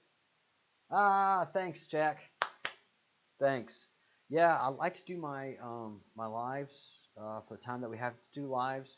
which, if by my projections, we have 6, 7 more days to do lives. I like to do it on my iPad, but this is fine too. Yeah, no, there's pics everywhere of the sun and moon and of several suns and something that's not the moon. So it does a lot of stuff. All right, Z, I will look up. I'll make a note. Look up the Mandela effect.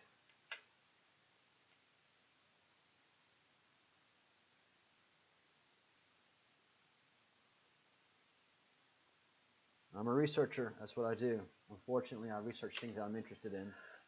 So I don't know if it's probably coming up backwards for you, but I will research that. And I can't be a professional researcher because if it doesn't interest me, I'm not going to research it. So I'm not a good academic. All right, guys. Thank you so much.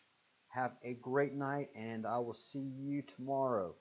My live stream will start at 12 o'clock noon Eastern tomorrow.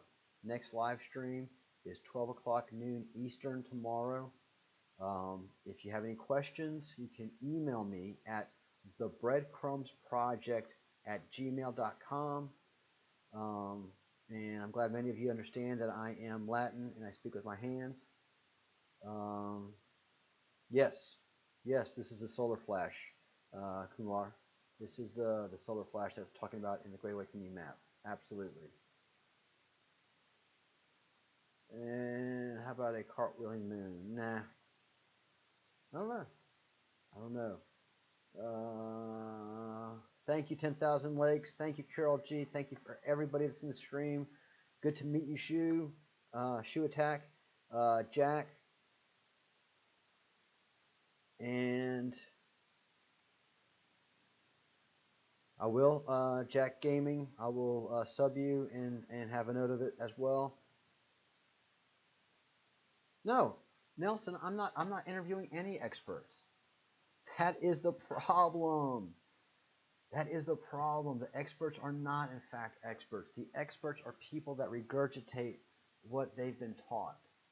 So every astronomer, every space person out there, Jet Propulsion Laboratory, NASA, all say that comets are made of ice, surface ice, fluffy ice, dense ice, ammonia.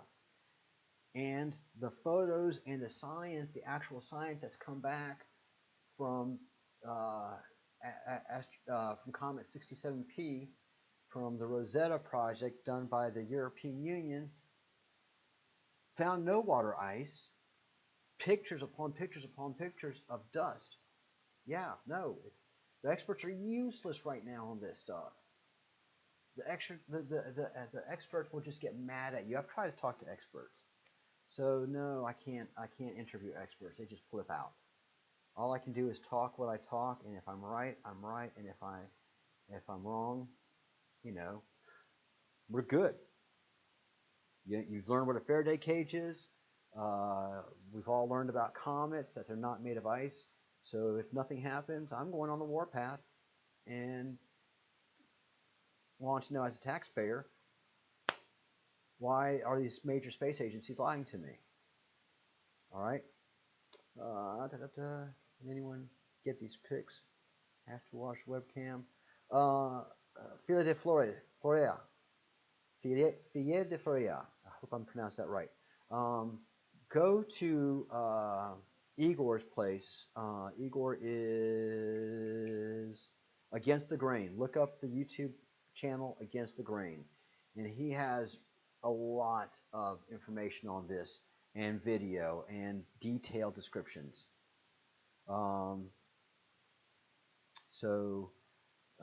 Nelson, I'll try. If I come across an expert that thinks like me, I'll try to. Yes, Face, drop me email at thebreadcrumbsproject@gmail.com, and we'll start a dialogue. Yes. Well, then Igor has given you just about as much information as you need. All the locations, Fille de Flora. It's It's all works where these objects have been spotted.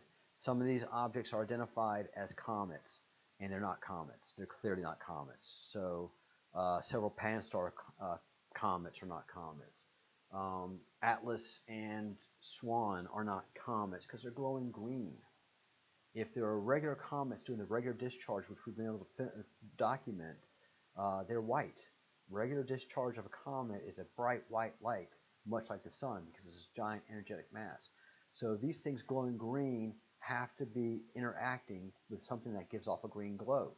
Copper is the only thing I can think of immediately that does that. Yeah, against the grain. He's brilliant. Oh, Igor. He has this much patience. I think he's a former police officer. So, as a police officer, you're an investigator. If you're in the military, you're an investigator. You look for the real truth, and that's how you establish things. All right. How much certainty do you think this will generate an EMP? Epic. I'm at 80% certainty. The more I talk about it, the more I think about it, I'm at 80% certainty that these two massive objects generating so much electricity that are some of the brightest comets that we've ever seen, and that they're going to intersect with each other. I don't find that to be at all an accident or a casual moment. These things, I think, are being controlled. We've had them speed up, slow down. The trajectories of both Atlas and Swan have changed, because as I follow them, I see where their path is, their orbit is, and where they actually have been measured, and so all of that has to be adjusted. And again, they keep telling us comets are unpredictable. No. Before Oumuamua, the day before Oumuamua, comets were as predictable as the sun coming up and the sun going down. Why? Because comets before Oumuamua were affected by gravity. Gravity is a constant throughout our solar system. That's how we've been able to launch so many satellites and use the gravity of a planet to launch and gain more speed for a satellite. So we understand the movement of objects through our space very well that are influenced by gravity. Once you are not influenced by gravity, like Oumuamua was, like Comet Borisov was, like Comet Atlas is, like Comet Swan is, once you're not affected by gravity, then you become unpredictable. EMP is not a scary thought. You really don't see it. You don't feel it. Yeah, you're going to be doing campfires for a while, VA. But no, EMPs are not a big deal. We don't feel it. There's a lot of testing that's been done. So one of the things that I talked about early in the project, yes, VH, send me the pictures at Breadcrumbs, please. Gmail account. One of the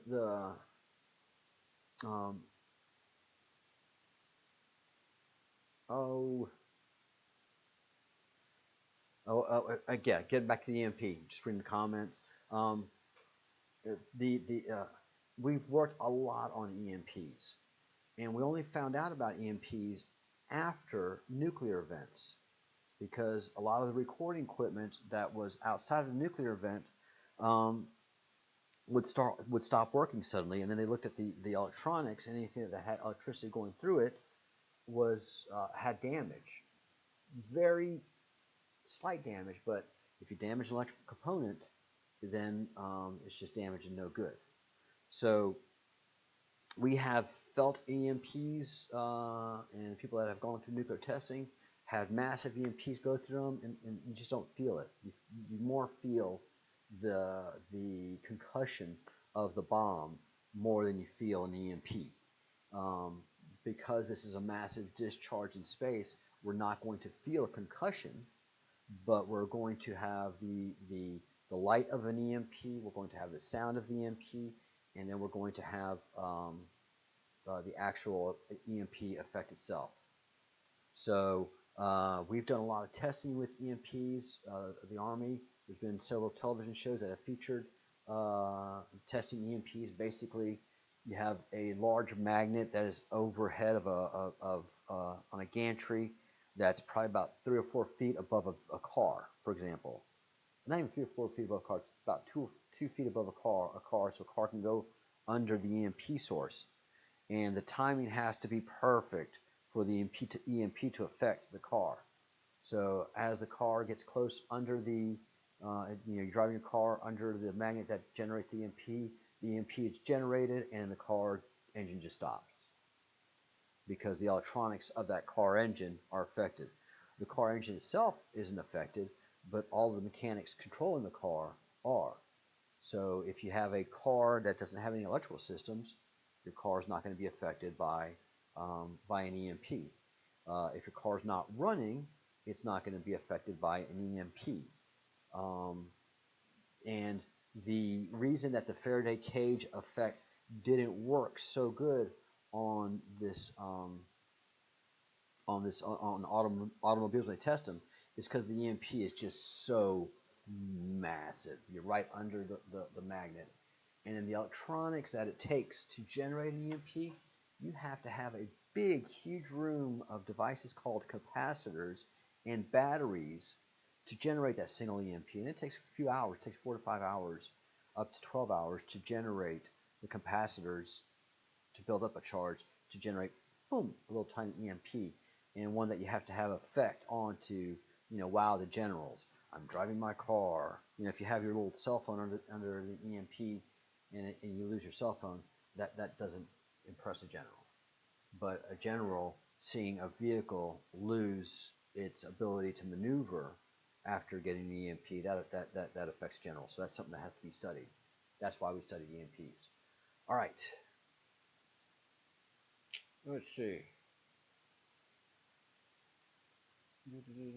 Going through comments. Oh, we're going on 2 hours. This is great, by the way. Conscious. No. I don't think, John. I don't think there'll be a lot of fires. I don't think the EMP is going to be that strong. It's got to travel. It's got to travel millions of miles, hundreds of thousands of miles. Let's see. How many AUs are these things? I'll do study on that for tomorrow's live. The distance of the comets from the planet, but it's still hundreds of thousands of miles. So the effect as it gets closer, again, it's algorithmic. So it'll be diminishing algorithmically as it travels through space. On the 23rd, distance of the comets. But I think it's going to disperse a good bit. It's going to give us a good bump, but I don't think it's going to give us a huge energy dispersion or an event to cause fires, John. But no, wires won't overload. That's an EMP like that. It's not going to overload the wires. It may. I could be wrong on that, but I just have a gut feeling that no. I don't think there's going to be a lot of fires. I hope not, John. I hope not. Oh yeah, they're grounded. Go ahead, Epic. So yeah, a lot of the wiring is grounded, so the grounding will take a lot of that overload.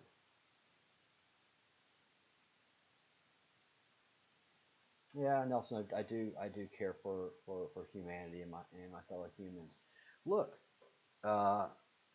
Cain and Abel, the first children of the planet after we come to know good and evil, committed murder out of jealousy. It's just part of our being. It's just what happens. It's part of our design. And it's not a design. It's just knowing good and evil. All right? It takes a lot of energy, and it's really, really dull and boring to be good. It is. It is. It has a short shelf life. Partying, drinking, doing all the things I did in college, that's a good time. All the people that got good grades and had great careers didn't do the things that I did. I had a lot of fun in college. Um, but I went for other ideas. I did, and I paid for it myself. Yeah, Carrington, John, maybe much like that. Yeah, short circuit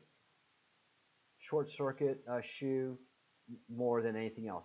Anything that doesn't have power running through it at the time of the EMP will be fine.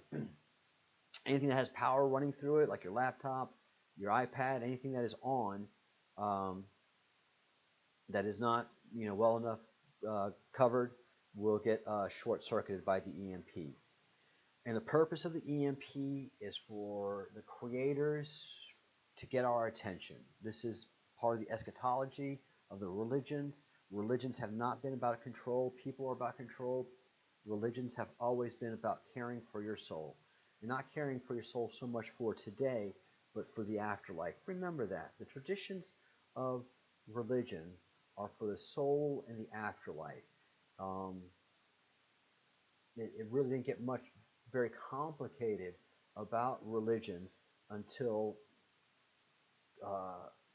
there was one religion that put their beliefs to vellum with primitive ink, and then they had something to argue about. But otherwise, you just practice your religion. But once you had a Bible, an Old Testament, a Torah, then you had something to focus your arguments on, and then yes, power and control. But no, every religion was founded for the Creator to deliver a message that your soul is eternal and that your soul has a resting place. And there's an eschatology to all the great religions, and that is that the Creator will come back, he will judge the living and the dead, and that there will be a new era of peace. It's not a destruction of the world, it's just the end of this time. Like the Hopi tradition makes it very clear. The end of the fourth age, the beginning of the fifth age. All right.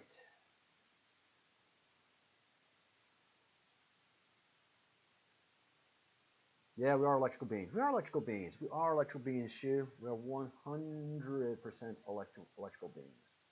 All of this that's working right now is electronic and being controlled by the pineal gland. That is the master control unit. Yeah, yeah, but there's always, you've helped me with a lot of discussions with some negative commenters.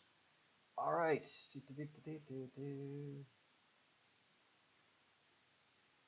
The tails of the comets are ionized particles, so there isn't anything really to hit. It's more just a charge. But since this is June, this is answering your question of where the tails will hit. Well, they don't. They just follow. They're just the remnants of the charged particles that the coma of the comet generates. So it's just highly charged particles, and they follow the path, and they lose their charge over a couple of days. They really don't have any kind of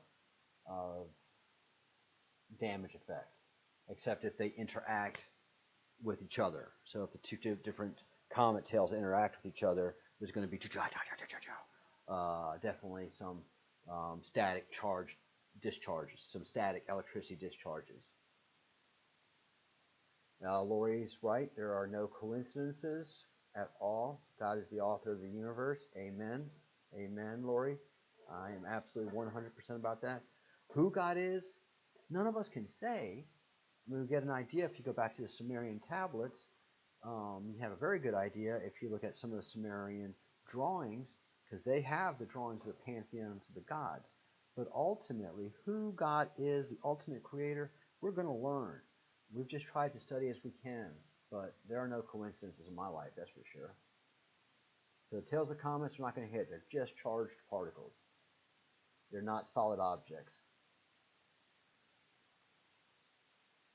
Yes, there's been a drift to the poles.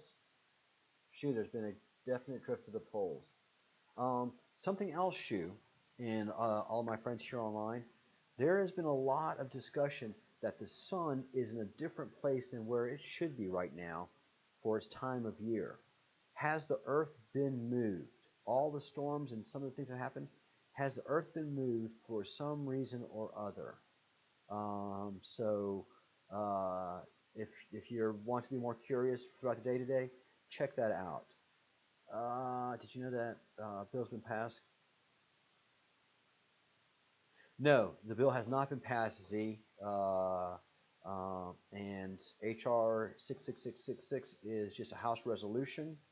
So if it's a HR, it is just a House resolution. That is a resolution that started in the House. The House is filled by evil people.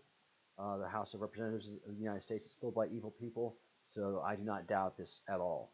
But this has to go to the Senate. If it passes the House, then it has to go to the Senate. And of course, something like this would be killed in the Senate quickly. And then President Trump has to sign this.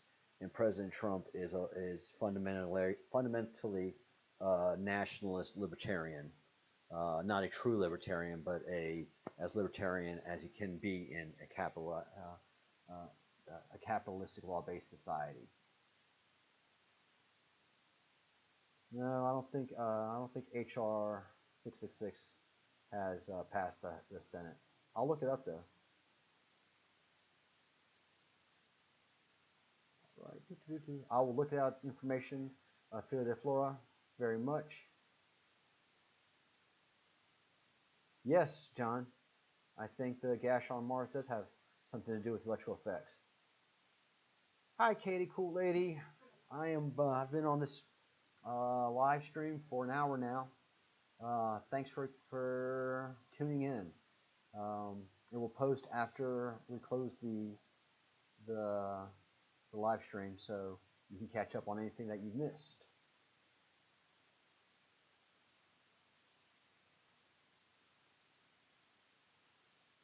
Yeah, friends, crop circles are very, very interesting. And Katie, ironic, I was just talking about the sun. I was talking about the sun, that many people are saying just that the sun is too far north. How interesting. How interesting. Z, the House isn't even in session. If it passed the House yesterday, it would have to go to the Senate, and the Senate deliberates stuff for years. So, all right, guys, I am going to look up HR 666 because I've seen a lot about it, and that's what we're here to do.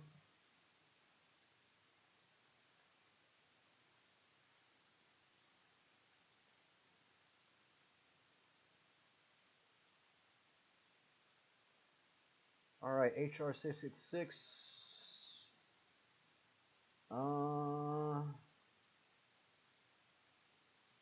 Okay. It was sponsored by Donovan, Representative Daniel Donovan from New York, obviously. House Natural Resources Committee. It did receive committee reports, and it did pass, and it was received in the Senate in 2018. So it did pass the House. That's scary. But with the I can't believe Republicans wrote it, but this Democratic House that we've had, yeah, they've passed all kind of nonsense. It's in the Senate, and I doubt it's going to see the light of day in the Senate. It was received in the Senate September 15th, 2018. All right. So there you are, Z. Look it up. Look it up. Definitely, it's there's a good bit of information on it. Yeah, birds are chirping super early over here in Spain too.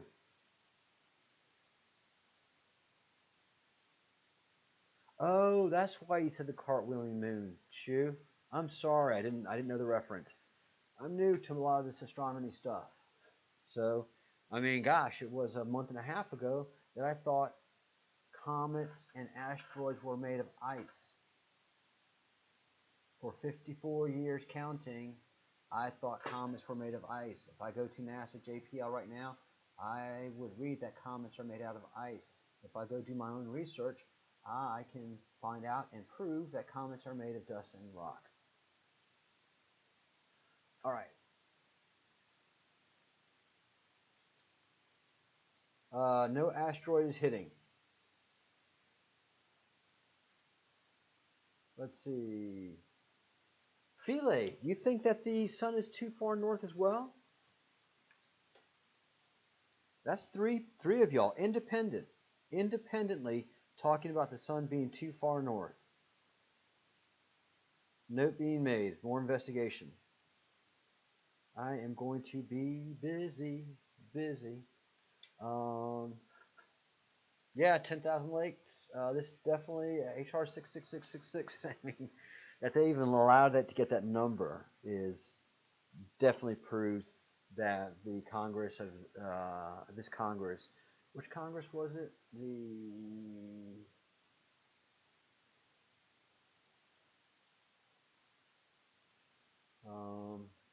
115th Congress. Yeah, the 115th Congress was a disaster.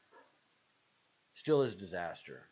So yeah, it doesn't surprise me at all that this came out of the 115th. It will never pass the Senate. It won't even make it to committee.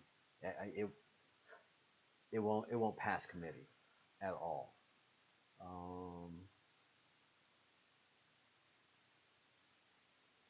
Let's see, Katie. Let me get back to your Jacqueline. Jacqueline Jack. The asteroid will not hit. There will be no impact from. There will be no asteroid hitting the Earth. The whole solar system of Jesus, John. I hope not. Thanks, Katie. Cool lady. Please rewatch. It's going to be long, though. But there's few gaps. There's a lot of information. Yeah, I think you're right. I think it is whiter. I think the sun is whiter. And not the nice golden yellow that we remember. I think there's just a lot. I mean, the sun is brighter. It may have moved, but you cannot deny that Venus is way brighter than we've ever experienced. So I think that has a lot to do with all of these comets that are charging up the atmosphere of the inner solar system.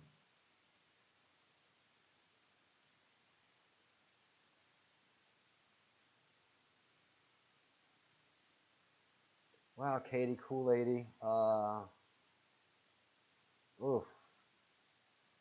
I don't know if you're a YouTuber, but I'd really like to maybe have an interview or discussion about the sun.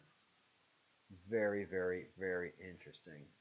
Yeah, the Earth could be entering the fifth age, and this moving of the sun could also have a lot to do with the shifting poles that we see so clearly. Wow. All right. This sun thing has just hit me very interesting. And again, three of y'all. Kill shot was very interesting. Kill shot from a military perspective makes total sense.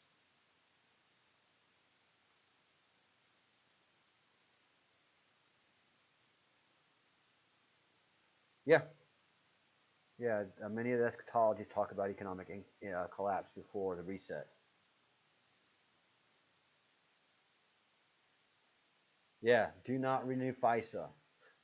No FISA. Oh my God, what a mess that is.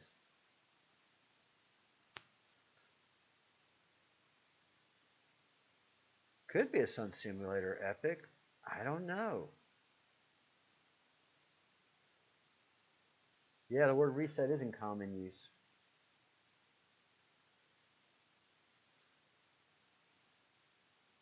Ooh. Sorry to be so late on the comment thread.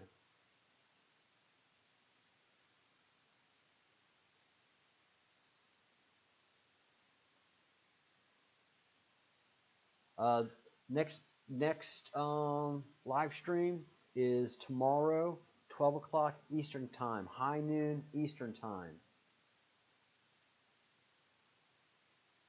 God, 4 of you now say it's moved north definitely.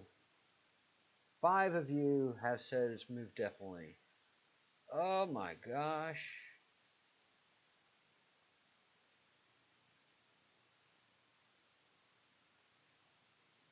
Get the heck out of here, Fia de Floria. Check magnetic north. My reading shows that we are more than 15 degrees off, in line with true north. My balcony faces due north. Oh my goodness.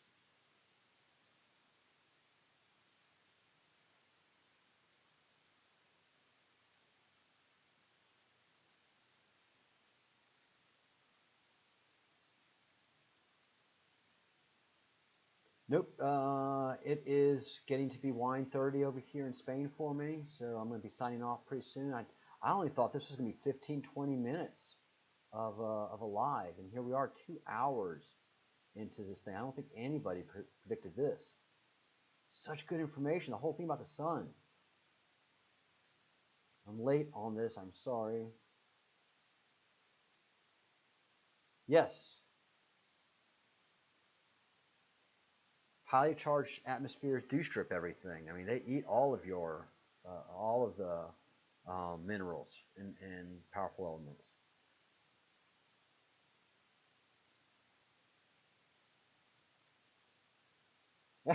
Shoo!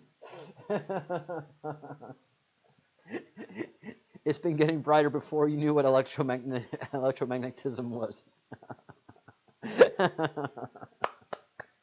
Brilliant.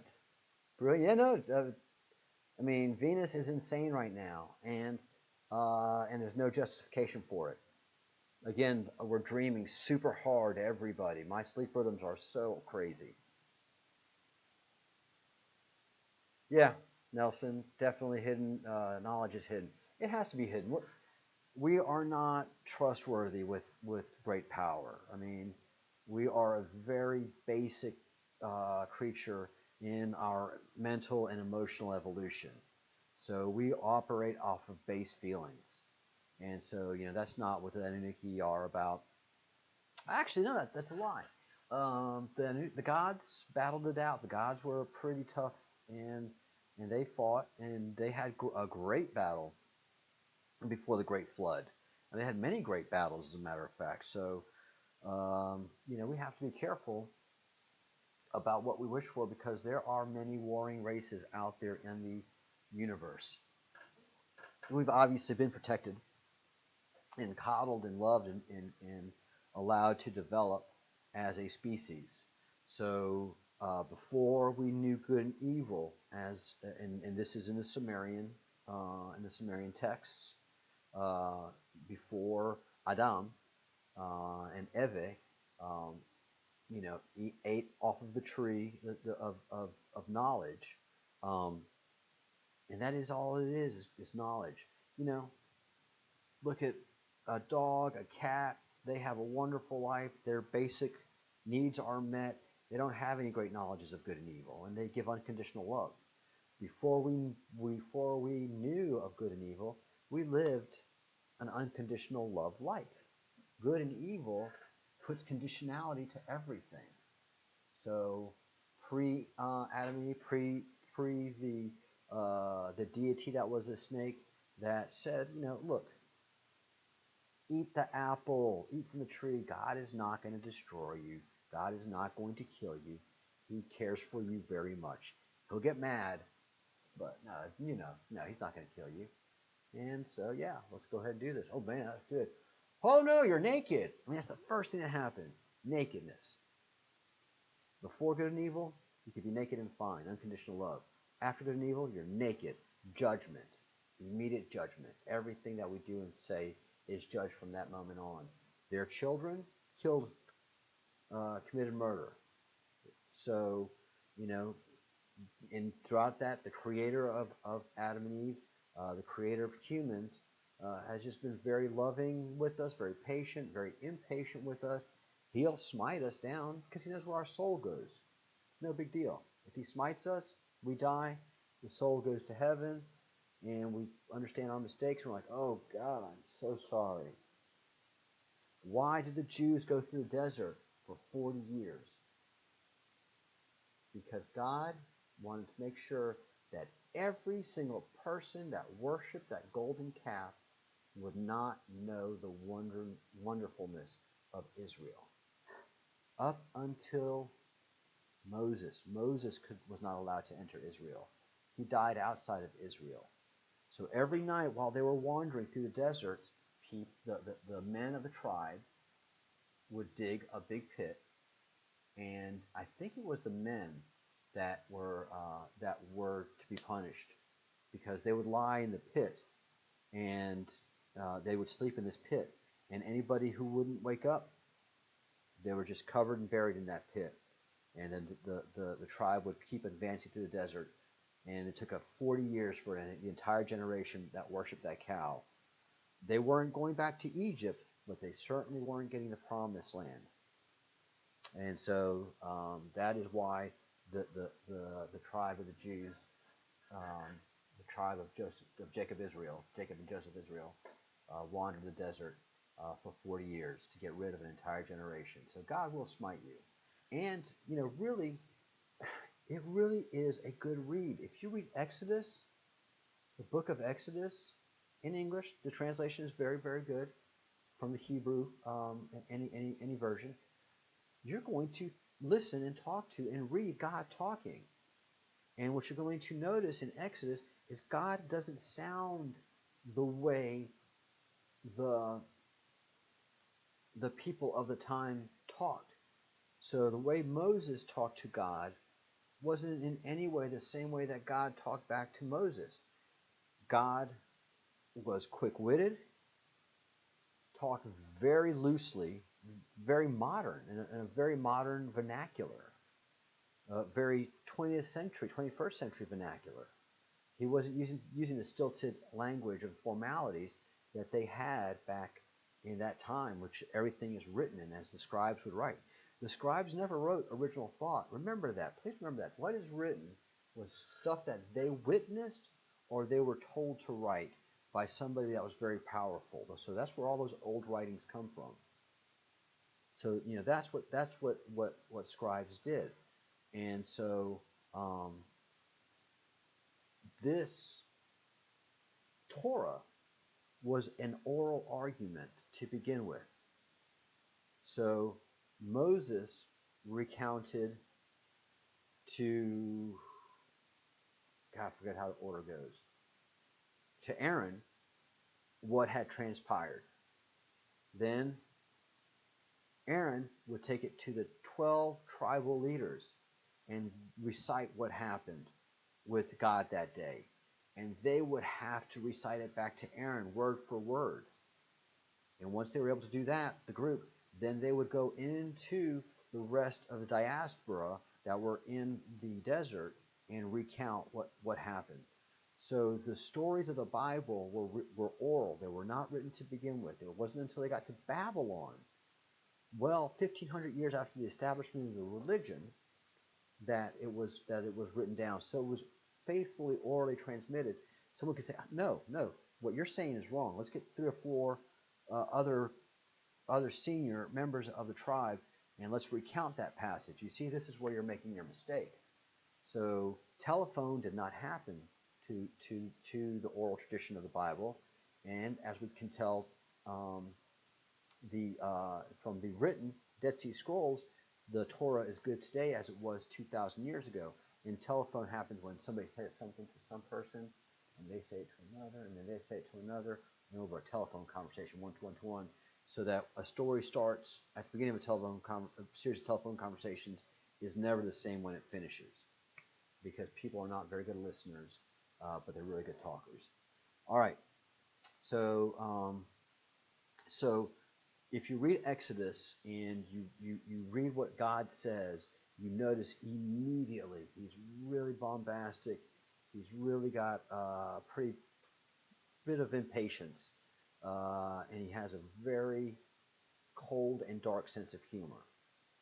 So one story is, and I'm not going to recount verbatimly, but they were in the desert and they were eating manna from heaven, from the desert every night. This entire tribe was finding water in a very serious desert and eating every night from what's called the manna from heaven. Every night there would be a deposit of wheat throughout the encampment that gathered up this wheat, and then they could make bread out of it. It was a very simple way to exist and starve. Well, like people do, they started to complain that they missed the taste of meat, that they wanted meat. Please talk to the God. Can we have some meat, please? Please, Moses, talk to the God. Let us get some meat somehow. Get the meat. I mean, come on, people. I'm keeping you alive in a desert, and now you want a buffet? Fine. You want meat? So the next morning, after God said, "Fine, you'll have meat," everybody awoke to find thousands and thousands of dead birds in the camp. Boy, they took these dead birds and cooked them up and ate them. And not far after, everybody that ate meat died. Many died with the meat still in their teeth. Not all, obviously. A good portion of the tribe did not eat the birds, but those that did died, and a very valuable lesson was learned by the tribe of Israel. Very powerful and, discerning lesson, because you just watch people die. But God's okay with watching people die because he knows that soul is going to heaven, and he can have a talk with that soul afterwards. Why do you eat the meat? It wasn't good enough that I was giving you this in the desert. I was giving you water and bread. Come on, man. You want meat? Now you want what? You want pizza delivery? There's so much that God can do. So, he's okay with us dying. He knows where our soul goes. All right.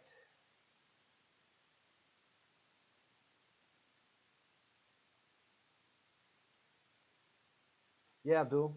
Definitely, Satan is in our feelings.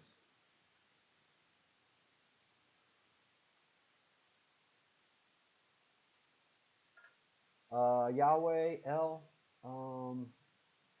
Yeah, symbolically speaking, absolutely.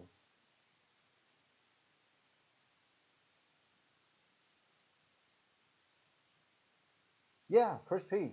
You are absolutely right. There is only one God, and he doesn't care what I think.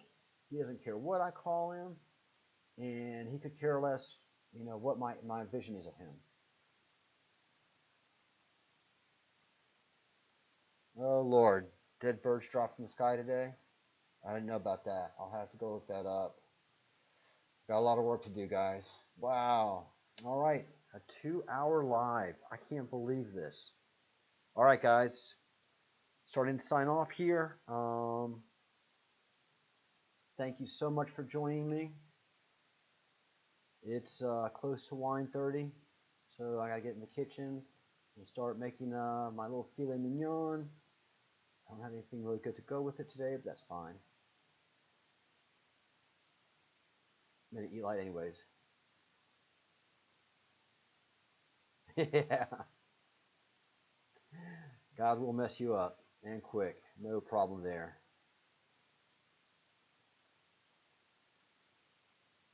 All right, thank you all for this. Wow is all I can say.